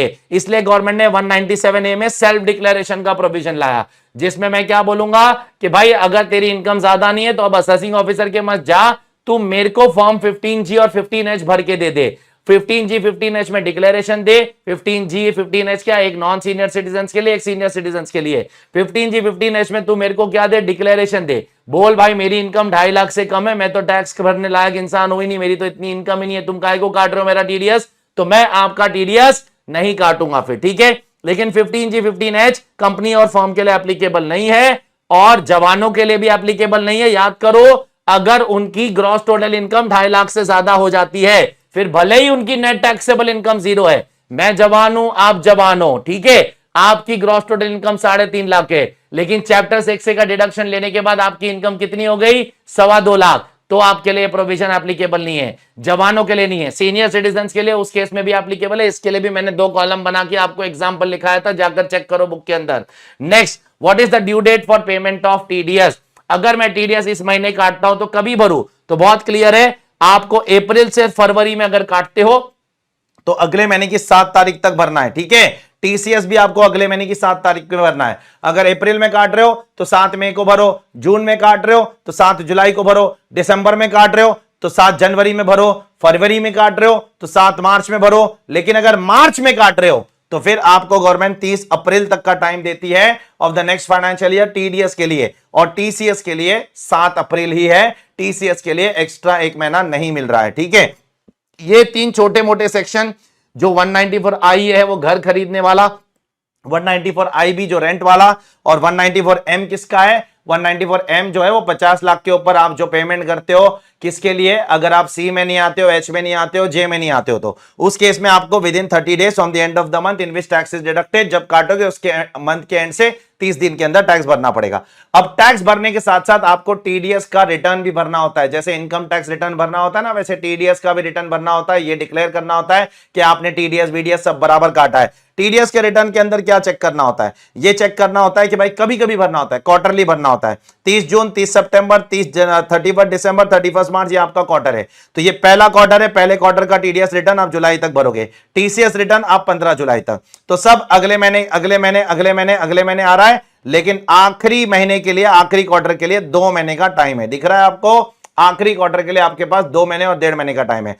पहले 3 क्वार्टर में आपके पास 1 महीने का टाइम टीडीएस में है और आधे महीने का टाइम टीसीएस में है, और आखिरी क्वार्टर में आपके पास 31 में, मतलब 2 महीने का टाइम टीडीएस में है और 15 दिन का टाइम, 1.5 महीने का टाइम आपके पास टीसीएस में है। ठीक है, not very important. Next next next, जो टीडीएस नहीं काटता है, नहीं भरता है, उसके साथ गवर्नमेंट क्या करती है?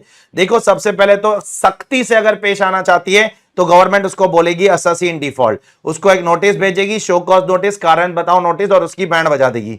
अगर सख्ती से पेश नहीं आना चाहती है तो गवर्नमेंट बोलेगी ठीक है, थोड़ा बहुत डिले करता है इंसान, इंसान से लेट होता है, चलेगा, कोई दिक्कत नहीं है। तो अगर डिले करते हो आप काटने में तो 1% गवर्नमेंट इंटरेस्ट लगाएगी, और डिले करते हो भरने में, देखो दो ऑब्लिगेशन है ना मेरी, 2 जिम्मेदारी है। एक टीडीएस काटना भी मेरी जिम्मेदारी है और टीडीएस भरना भी मेरी जिम्मेदारी है। टीडीएस काटने में डिले हो जाता है तो 1% का इंटरेस्ट गवर्नमेंट लगाएगी जब तक आप काटते नहीं हो, और टीडीएस भरने में मेरे से डिले हो जाता है तो 1.5% इंटरेस्ट लगाएगी जब से आप काटते हो तब से लेकर जब तक आप बराबर से भर नहीं देते हो सरकार को पूरा का पूरा अमाउंट, तब तक तुम्हारे ऊपर इंटरेस्ट लग जाएगा। सर ये और ये दोनों एक साथ होगा क्या? दोनों एक साथ नहीं होगा। सरकार बोलती है या तो लेफ्ट हैंड साइड या तो राइट हैंड साइड। सर कब कौन सा होगा? देखो, जब गवर्नमेंट बहुत तैश में आ जाएगी, बहुत गुस्से में आ जाएगी ना, तब गवर्नमेंट तुमको ये नोटिस वोटिस भेजेगी। लेकिन छोटा मोटा डिले करते हो, 1-2 महीने का 15-20 दिन का, तो गवर्नमेंट आपको राइट वाला इंटरेस्ट लगा के छोड़ देगी। ठीक है, अब टीडीएस का रिटर्न अगर नहीं भरा तो ये भरने का है ना, मेरे को 30 जून को भरना है। कितनी ऑब्लिगेशन है तुम देखो ना प्रैक्टिकल लाइफ में।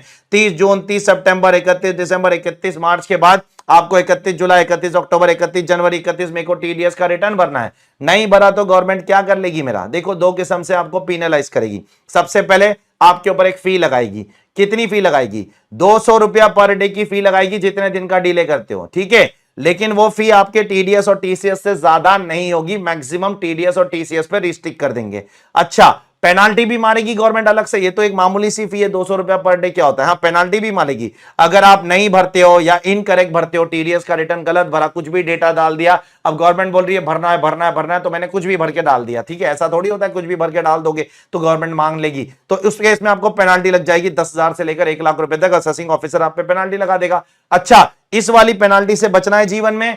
हाँ, बचना है तो आपको कुछ काम करना पड़ेगा। पहला, आपको टीडीएस टीसीएस भरना होगा। दूसरा, आपको ये लेफ्ट वाला फी भरना होगा, और जो ऊपर इंटरेस्ट बताया था ना आपने, लेट पेमेंट, लेट डिडक्शन का, वो इंटरेस्ट भरना होगा। और 1 साल के अंदर आपको ये वाला ऊपर वाला टीडीएस का रिटर्न भी भरना होगा। ये सारे कंडीशंस अगर आप फुलफिल कर लेते हो तो हम आपको क्या कर देंगे? हम आपको छोड़ देंगे, ये 271H की पेनाल्टी से हम आपको माफी दे देंगे। तो चलिए आगे बढ़ते हैं towards the next part. TDS खत्म होने के बाद अगली जिम्मेदारी हमारी है कि टीसीएस के बारे में बात करना चाहिए। टीसीएस क्या होता है? जहां पर आपको किसी से टैक्स कलेक्ट करना है और सरकार को देना है। तो टीसीएस अलग अलग सेक्शनों में लगता है। सबसे पहले 206C सबसेक्शन 1 में टीसीएस किस किस चीजों पे लगता है?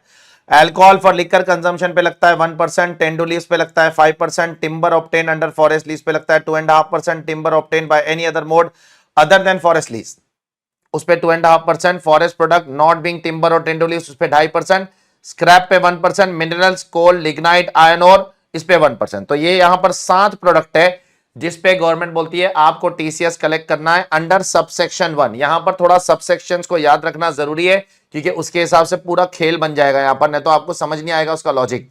206C सबसेक्शन 1 के अंदर आपको यहां पर टीसीएस कलेक्ट करना है इन 7 प्रोडक्ट्स के ऊपर। कौन कलेक्ट करेगा? सेलर कलेक्ट करेगा। किससे कलेक्ट करेगा? बायर से कलेक्ट करेगा। मैं आपको अल्कोहल बेच रहा हूं तो मैं ही कलेक्ट करूंगा ना आपसे। जब पैसा लूंगा तो मैं आपसे 1%, 2%, 2.5%, 5% जो भी है वो टीसीएस भी कलेक्ट कर लूंगा। ठीक है, कब कलेक्ट करूंगा? At the time of debit और at the time of receipt, whichever is earlier. ठीक है, अब सर बायर का मतलब क्या है, सेलर का मतलब क्या है, जरा बताओ हमको। तो इस सेक्शन के लिए बायर के अंदर कुछ लोग नहीं आते हैं। इस सेक्शन के अंदर अगर आप पब्लिक सेक्टर कंपनी को ये सारी चीजें बेचोगे तो टीसीएस कलेक्ट करने की जरूरत नहीं है। Central government, state government, club, embassy, high commission, ये सब एम्बेसी वाले लोग हैं। और लास्ट वाला मैंने आपको बोला था, कोई बेचारा बहुत परेशान है जीवन से और वो आ रहा है और दारू पीने आ रहा है, तो उससे टीसीएस कलेक्ट करते बैठोगे तो भाग जाएगा छोड़ के सब कुछ। ठीक है, तो जो पर्सनल कंजम्पशन के लिए दारू खरीदने आ रहा है, पर्सनल कंजम्पशन के लिए सारी चीजें खरीदने आ रहा है, उससे भी टीसीएस आप नहीं कलेक्ट करोगे। ठीक है, तो ये सारे बायर से आप टीसीएस नहीं कलेक्ट करोगे। इनको जब बेचोगे, इनसे पैसा लोगे, तो टीसीएस भरने की आप पे कोई रिस्पॉन्सिबिलिटी नहीं है। नेक्स्ट, सेलर कौन होता है सर? सेलर का मतलब क्या है? सेलर का मतलब यह है कि वही बस नॉर्मल सेलर में हर कोई आ जाएगा। सेलर में एनी पर्सन आ जाएगा, individual, HUF company, firm, AOP, BOI, LLP, LLP सब आ जाएंगे सेलर के अंदर। लेकिन कुछ लोग को सेलर के डेफिनेशन से बाहर कर दिया है। जैसे अगर छोटा इंडिविजुअल है, छोटा एचयूएफ है, जिसका टर्नओवर पिछले साल का 1 करोड़ से कम है, जिसका टर्नओवर पिछले साल का प्रोफेशन में 50 लाख से कम है, गवर्नमेंट की नजर में वो छोटा इंसान है। और अगर वो छोटा इंसान है तो वो यहां पर टीसीएस वीसीएस के चक्कर में नहीं पड़ेगा। ठीक है, अब कुछ लोगों को गवर्नमेंट ने यहां पर टीसीएस कलेक्ट करने से मना कर दिया है। मिसाल के तौर पर, अगर मैं सेलर हूं, आप बायर हो, और मैं आपको ये 7 प्रोडक्ट बेच रहा हूं, और आप एक रेसिडेंट हो। कौन हो? आप एक रेसिडेंट हो, और आप मुझे डिक्लेरेशन देते हो कि भाई मैं ये 7 प्रोडक्ट आपसे खरीद के, मैं सेलर हूं, आप बायर हो, आप रेसिडेंट हो, आप मुझे डिक्लेरेशन दे रहे हो कि भाई मैं आपसे ये 7 प्रोडक्ट खरीद के मैन्युफैक्चरिंग करूंगा, मैं आपसे ये 7 प्रोडक्ट खरीद के क्या करूंगा, वो करूंगा, पावर जनरेशन करूंगा, ट्रेडिंग नहीं खरीदूंगा, खरीद के बेचूंगा नहीं, मैं इससे मैन्युफैक्चरिंग करूंगा, वैल्यू एडिशन करूंगा, मैं इससे पावर जनरेशन करूंगा, बिजली बनाऊंगा। तो गवर्नमेंट बोलती है उस केस में आपको टीसीएस कलेक्ट करने की जरूरत नहीं है, नहीं है, नहीं है। वैसे केस में टीसीएस से गवर्नमेंट ने माफी दे दी है। अब बढ़ते हम लोग second category of TCS. Second category of TCS में किससे टीसीएस कलेक्ट करना है? यहां पर कुछ सर्विसेज पे टीसीएस लेना है आपको। जैसे आप अगर किसी को पार्किंग लॉट दे रहे हो लीज पर, या आप किसी को अपना टोल प्लाजा दे रहे हो लीज पर, या अपनी माइंस या क्वेरी दे रहे हो किसी को लीज पर, लॉन्ग टर्म लीज एक्सेट्रा या शॉर्ट टर्म लीज जैसा भी हो, तो जब उससे पैसा कलेक्ट करोगे तो आपको 2% टीसीएस कलेक्ट करना है। यहां पर भी सामने वाला कोई भी पर्सन हो सकता है, लेकिन अगर सामने वाला पब्लिक सेक्टर कंपनी है तो उससे आपको टीसीएस कलेक्ट करना मना है, उससे आपको टीसीएस कलेक्ट करने की जरूरत नहीं है। तो पहला वाला टीसीएस किसके ऊपर था? 7 किस्म के गुड्स पे था। और दूसरा वाला टीसीएस किस पर है? सिर्फ 2-3 किस्म की सर्विसेज के ऊपर है, जहां पर आप लीज किस्म की सर्विस दे रहे हो। अब तीसरे वाले पे मैं आता हूं। पहले मैंने आपको तीसरा रिवाइज कराते समय भी मैंने आपको पहले ऐसे ही पढ़ाया था। तीसरा हम लोग 1F पढ़ लेते पहले। 1F में आप क्या बेच रहे हो? आप किसी को मोटर व्हीकल बेच रहे हो 10 लाख रुपए के ऊपर। अगर आप 10 लाख रुपए के ऊपर की किसी को मोटर व्हीकल बेचते हो तो 1% टीसीएस कलेक्ट करोगे। अब क्यों कलेक्ट करोगे? गवर्नमेंट ने बोला था हमको ट्रेस करना है, कौन कौन अच्छी अच्छी बड़ी बड़ी गाड़ी चला रहा है, हमको देखना है देश के अंदर वो लोग इनकम टैक्स भरते कि नहीं भरते। इसके लिए हम लोग उनके ऊपर टीसीएस का प्रोविजन लगा रहे हैं। अब सवाल ये उठ रहा है कि क्या अगर मैन्युफैक्चरर डीलर को बेचेगा तो क्या टीसीएस अंडर 1F आएगा? 1F नहीं आएगा। 1F कब आएगा? जब डीलर कस्टमर को बेचेगा तो 1F एप्लीकेबल होगा। अगर मैन्युफैक्चरर डीलर को बेचेगा तो 1F एप्लीकेबल नहीं होगा। ठीक है, साथ साथ में अगर डीलर के पास जाकर मैं 4 अलग व्हीकल खरीदता हूं 5-5 लाख वाली, तो क्या टीसीएस कलेक्ट होगा? नहीं कलेक्ट होगा। टीसीएस इज एप्लीकेबल 10 लाख का थ्रेशोल्ड हर एक व्हीकल पे सेपरेटली एप्लीकेबल है। अगर 4 व्हीकल आप खरीद रहे हो 5-5 लाख रुपए की, टोटल तो 10 लाख क्रॉस हो जाता है, लेकिन टीसीएस एप्लीकेबल नहीं होगा इस केस के अंदर। ठीक है, इसके नीचे कुछ अमेंडमेंट आए थे 2017 में। कुछ लोगों को अगर आप मोटर व्हीकल बेचोगे तो टीसीएस कलेक्ट की जरूरत नहीं है। जैसे अगर आप सेंट्रल गवर्नमेंट को बेच रहे हो, स्टेट गवर्नमेंट को बेच रहे हो, कोई एम्बेसी वाले को बेच रहे हो, लोकल अथॉरिटी को बेच रहे हो, या गवर्नमेंट पब्लिक कंपनी को बेच रहे हो, पब्लिक सेक्टर कंपनी को जिसका काम है पैसेंजर कैरी करना, मतलब गवर्नमेंट की बस वाली कंपनी को अगर आप बस बेच रहे हो, मोटर व्हीकल बेच रहे हो, तो उनसे टीसीएस कलेक्ट करने की जरूरत नहीं है। इस पर हम लोग थोड़ी देर के अंदर आते हैं, क्योंकि हर एक चीज का एक रिस्पेक्टिव ऑर्डर है, उसी ऑर्डर में अपने को जाना पड़ेगा, हम लोग आगे पीछे नहीं कर पाएंगे। अब हम लोग आ जाते हैं चौथी कैटेगरी। कितनी कैटेगरी पढ़ लिया हमने टीसीएस का? 3। पहला क्या था? वो 7 गुड्स थे। दूसरा क्या था? वो 3-4 सर्विसेज थी। तीसरा क्या था? Motor vehicle. जब एक डीलर कस्टमर को बेचेगा, मैन्युफैक्चरर डीलर को बेचेगा तो 1F एप्लीकेबल नहीं है, केयरफुल रहना। और हर एक व्हीकल का वैल्यू 10 लाख के ऊपर होगा तो ही टीसीएस लगेगा, नहीं तो नहीं लगेगा। अब 1G में आते हैं। 1G में क्या होता है? ऑथोराइज डीलर को अगर आप पैसा देते हो इंडिया के बाहर भेजने के लिए, 10 लाख अगर पैसा देते हो इंडिया के बाहर भेजने के लिए अंडर लिबरलाइज रेमिटेंस स्कीम, तो ऑथोराइज डीलर आपसे टीसीएस कलेक्ट करेगा। कितना टीसीएस कलेक्ट करेगा? 5 लाख रुपए का 5% का टीसीएस कलेक्ट करेगा। कब कलेक्ट करेगा? Eight the time of debit और रिसीट व्हिचएवर इज अर्लियर। अब इंपॉर्टेंट पॉइंट यहां पर देखना, ऑथोराइज डीलर आपसे कब कलेक्ट करेगा?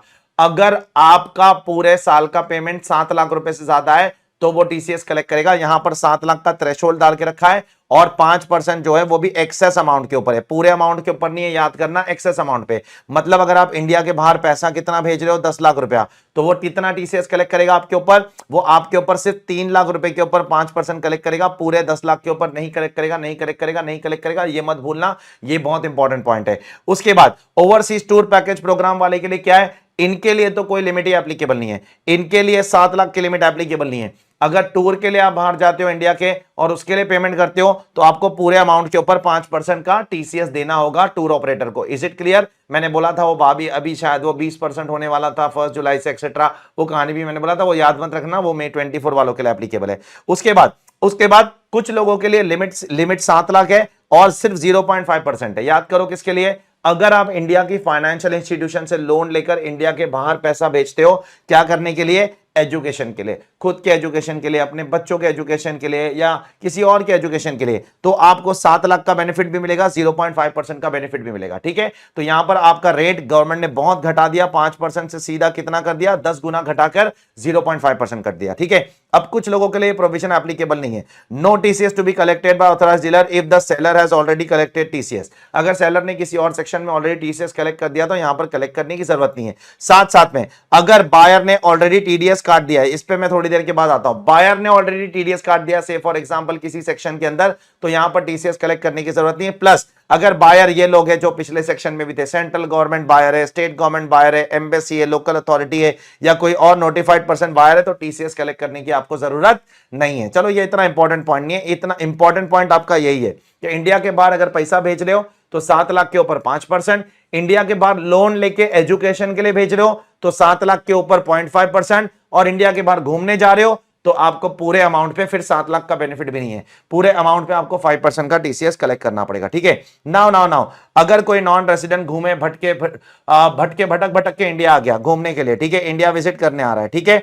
तो उससे आप क्या करोगे? उससे आप इस सेक्शन के अंदर टीसीएस कलेक्ट नहीं करोगे, उसको गवर्नमेंट ने रिलैक्सेशन दी है कि अगर कोई बायर एक इंडिविजुअल है, वो इंडिया आ रहा है, वो नॉन रेसिडेंट है, वो विजिट के लिए आया है, वो हमेशा रहने नहीं आया, वो ऐसे घूमने फिरने आया है, तो उससे टीसीएस कलेक्ट करने की जरूरत आपको नहीं है। अब आते हैं हम लोग जबरदस्त सेक्शन की तरफ। जब हम लोग ये सेक्शन पढ़ेंगे ना, साथ में अपने को 1H के साथ 194Q भी पढ़ना पड़ेगा, क्योंकि 1H और 194Q साथ में जाता है, क्योंकि बायर को टीडीएस काटना है, सेलर को टीसीएस कलेक्ट करना है। मैंने आपको पूरा हिस्ट्री बताया था कि कौन कब क्या सिचुएशन में काटेगा, तो पहले मैं 1H बोल देता हूं, फिर मैं 194Q में जाऊंगा। ठीक है, यहां पर 1H किसके लिए एप्लीकेबल है?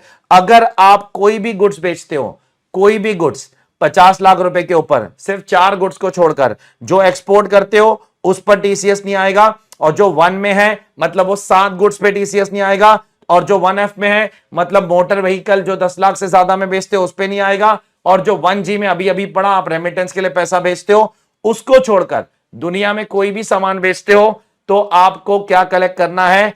आपको टीसीएस कलेक्ट करना है 0.1% on amount in excess of what? 50 lakh rupees. मान लो मैं सेलर हूं, मैं आपको सामान बेच रहा हूं, कौन सा सामान?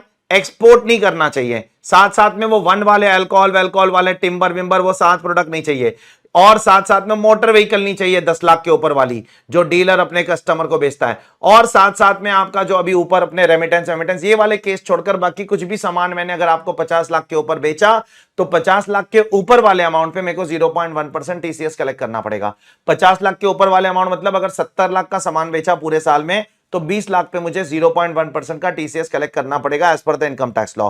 अब कुछ लोगों के लिए यहां पर कुछ सेक्शन एप्लीकेबल नहीं है, और उससे पहले सेलर का मतलब क्या होता है वो भी देखना जरूरी है। सेलर क्या हर सेलर के लिए एप्लीकेबल है? नहीं, यहां पर सिर्फ बड़े सेलर है जिनका पिछले साल का बिजनेस का टर्नओवर 10 करोड़ से ज्यादा है, बस वही सेलर के डेफिनेशन में आता है, बाकी कोई सेलर के डेफिनेशन में नहीं आता है।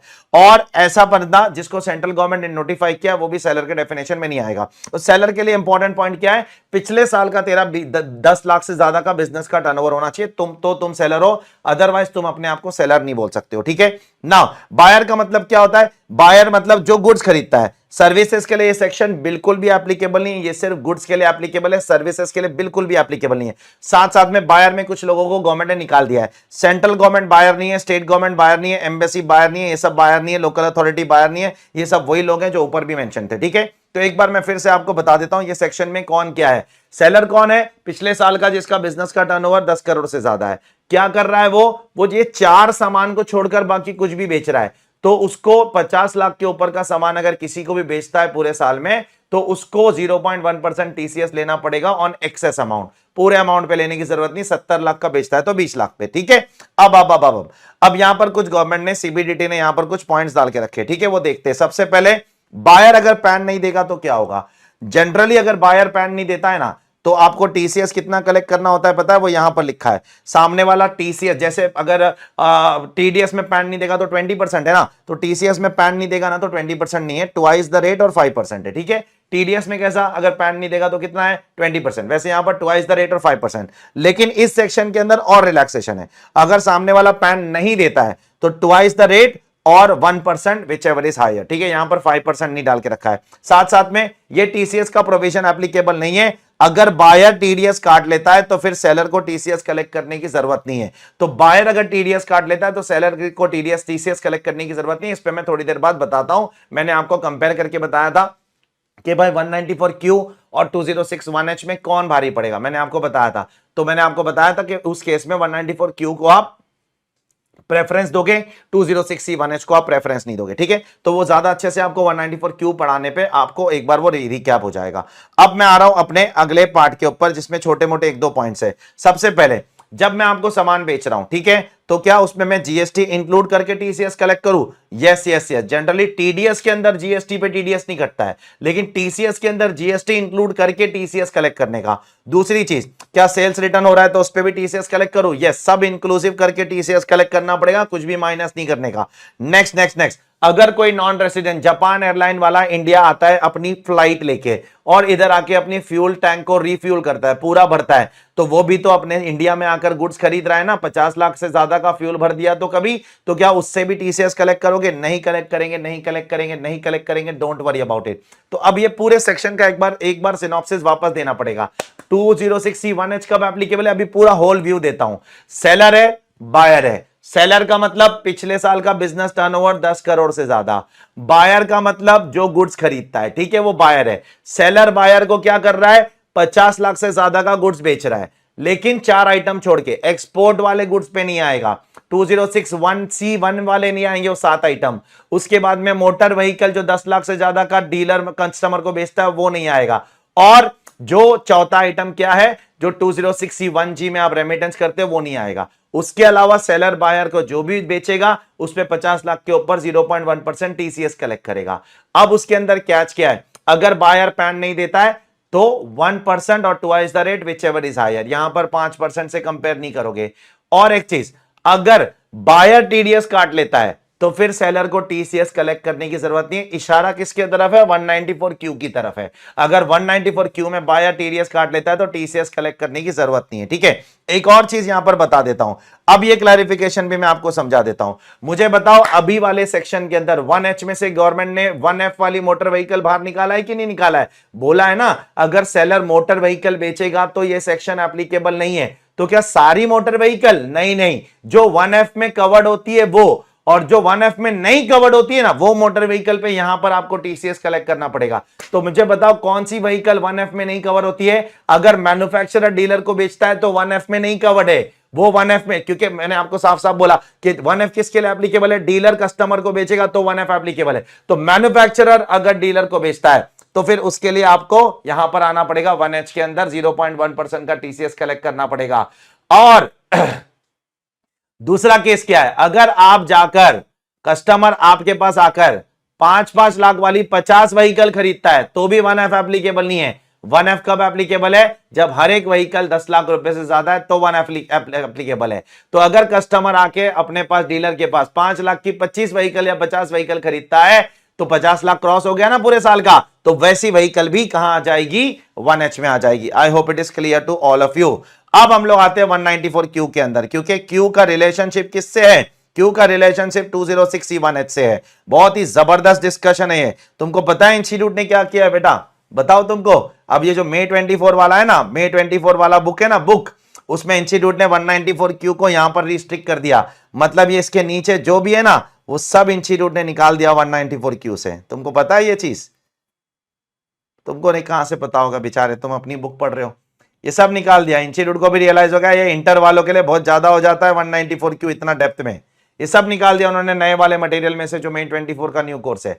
सिर्फ बेसिक सेक्शन रखा है 194Q का, पूरा डिटेलिंग निकाल दिया, लेकिन अपने को पढ़ना पड़ेगा नवंबर 23 के लिए। Shall we start? बताओ 194Q में क्या है। जो बायर है अब उसकी रिस्पॉन्सिबिलिटी है।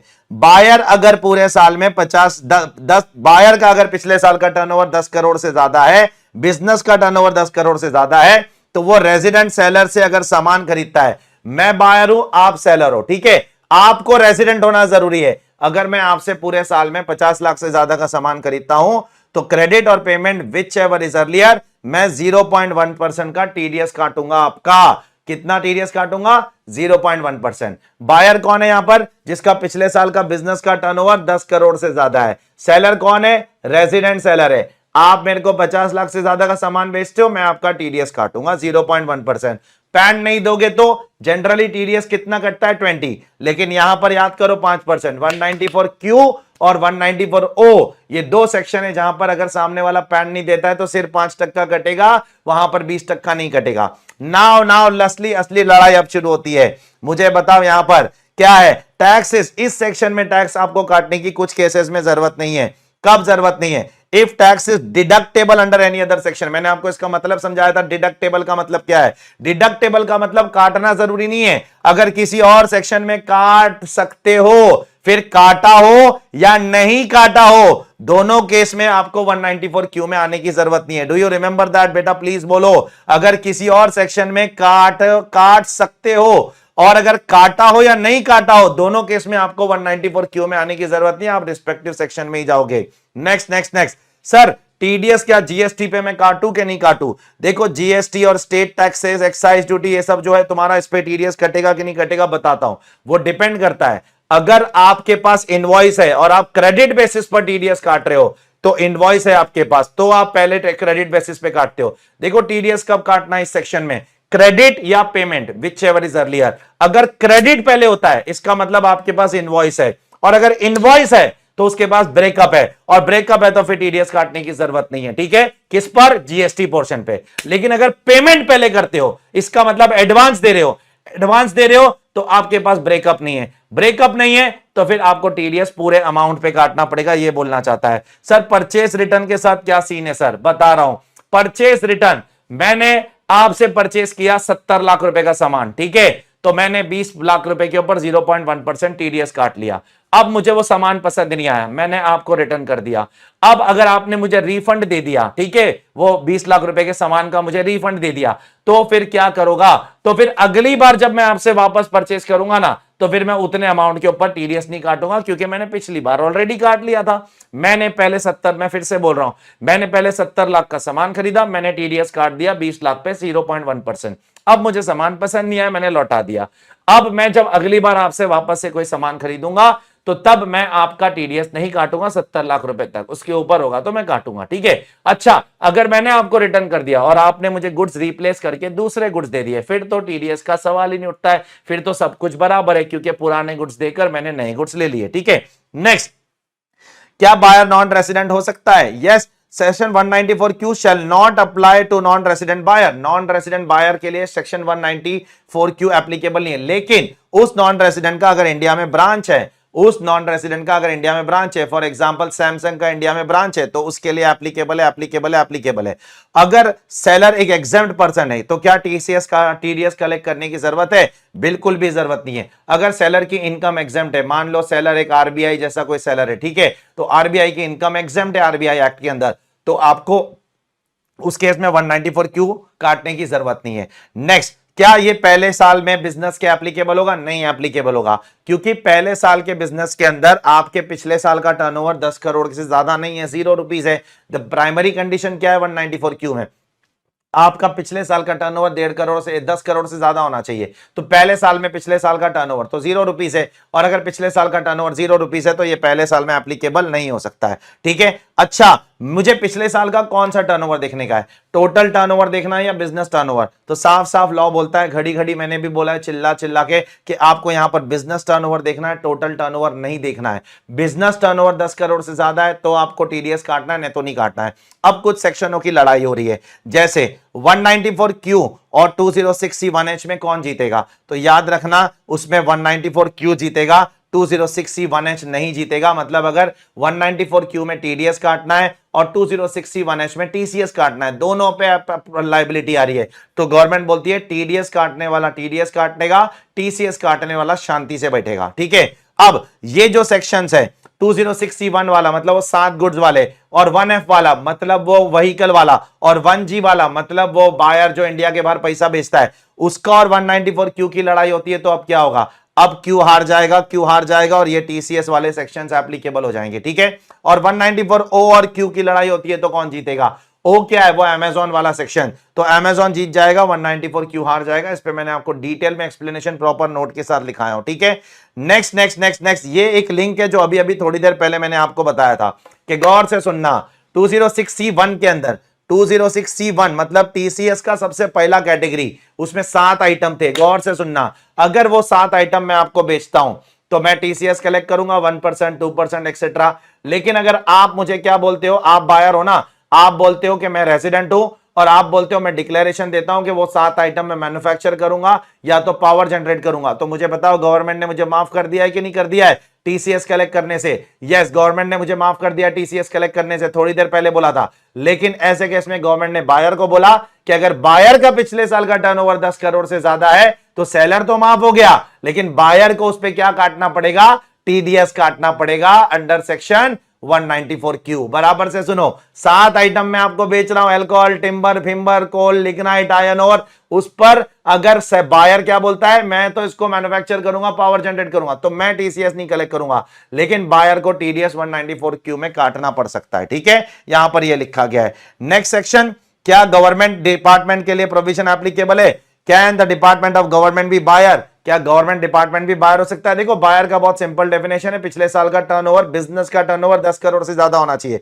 तो अगर डिपार्टमेंट बिजनेस करता है तो यस, उनके लिए भी एप्लीकेबल है, जैसे पोस्ट ऑफिस डिपार्टमेंट, मैंने क्लास में एग्जांपल दिया था। लेकिन अगर डिपार्टमेंट बिजनेस नहीं करता है तो उनके लिए एप्लीकेबल नहीं होगा, नहीं होगा, नहीं होगा। कैन डिपार्टमेंट ऑफ सेंट्रल और स्टेट गवर्नमेंट बी सेलर? नहीं, डिपार्टमेंट कभी सेलर नहीं हो सकता है, माफ करो। हां, लेकिन पब्लिक सेक्टर अंडरटेकिंग एक्सेट्रा, उनके लिए provisions of 194Q will be applicable, क्योंकि पब्लिक सेक्टर अंडरटेकिंग गवर्नमेंट नहीं है, वो एक कंपनी है गवर्नमेंट की, तो उनके लिए एप्लीकेबल हो सकता है। जैसे स्टील अथॉरिटी ऑफ इंडिया, ये सब लोग क्या है, एक एलआईसी क्या है, सब पब्लिक सेक्टर कंपनी है, उनके लिए 194Q एप्लीकेबल हो सकता है।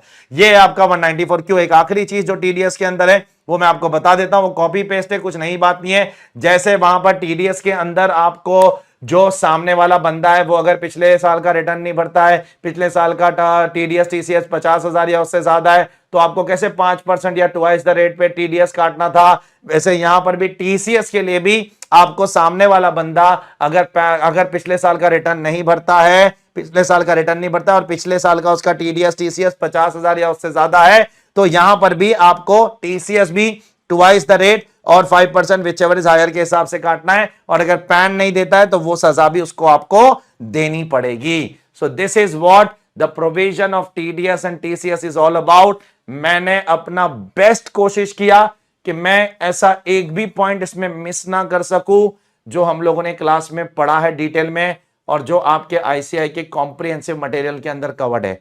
ऐसा एक भी पॉइंट मैंने यहां पर कोशिश किया है, हो सकता है एक आध मिस हो गया होगा, बट मैंने अपना पूरा ताकत लगा दिया कि यहां पर मैं कोई भी पॉइंट मिस ना कर सकूं।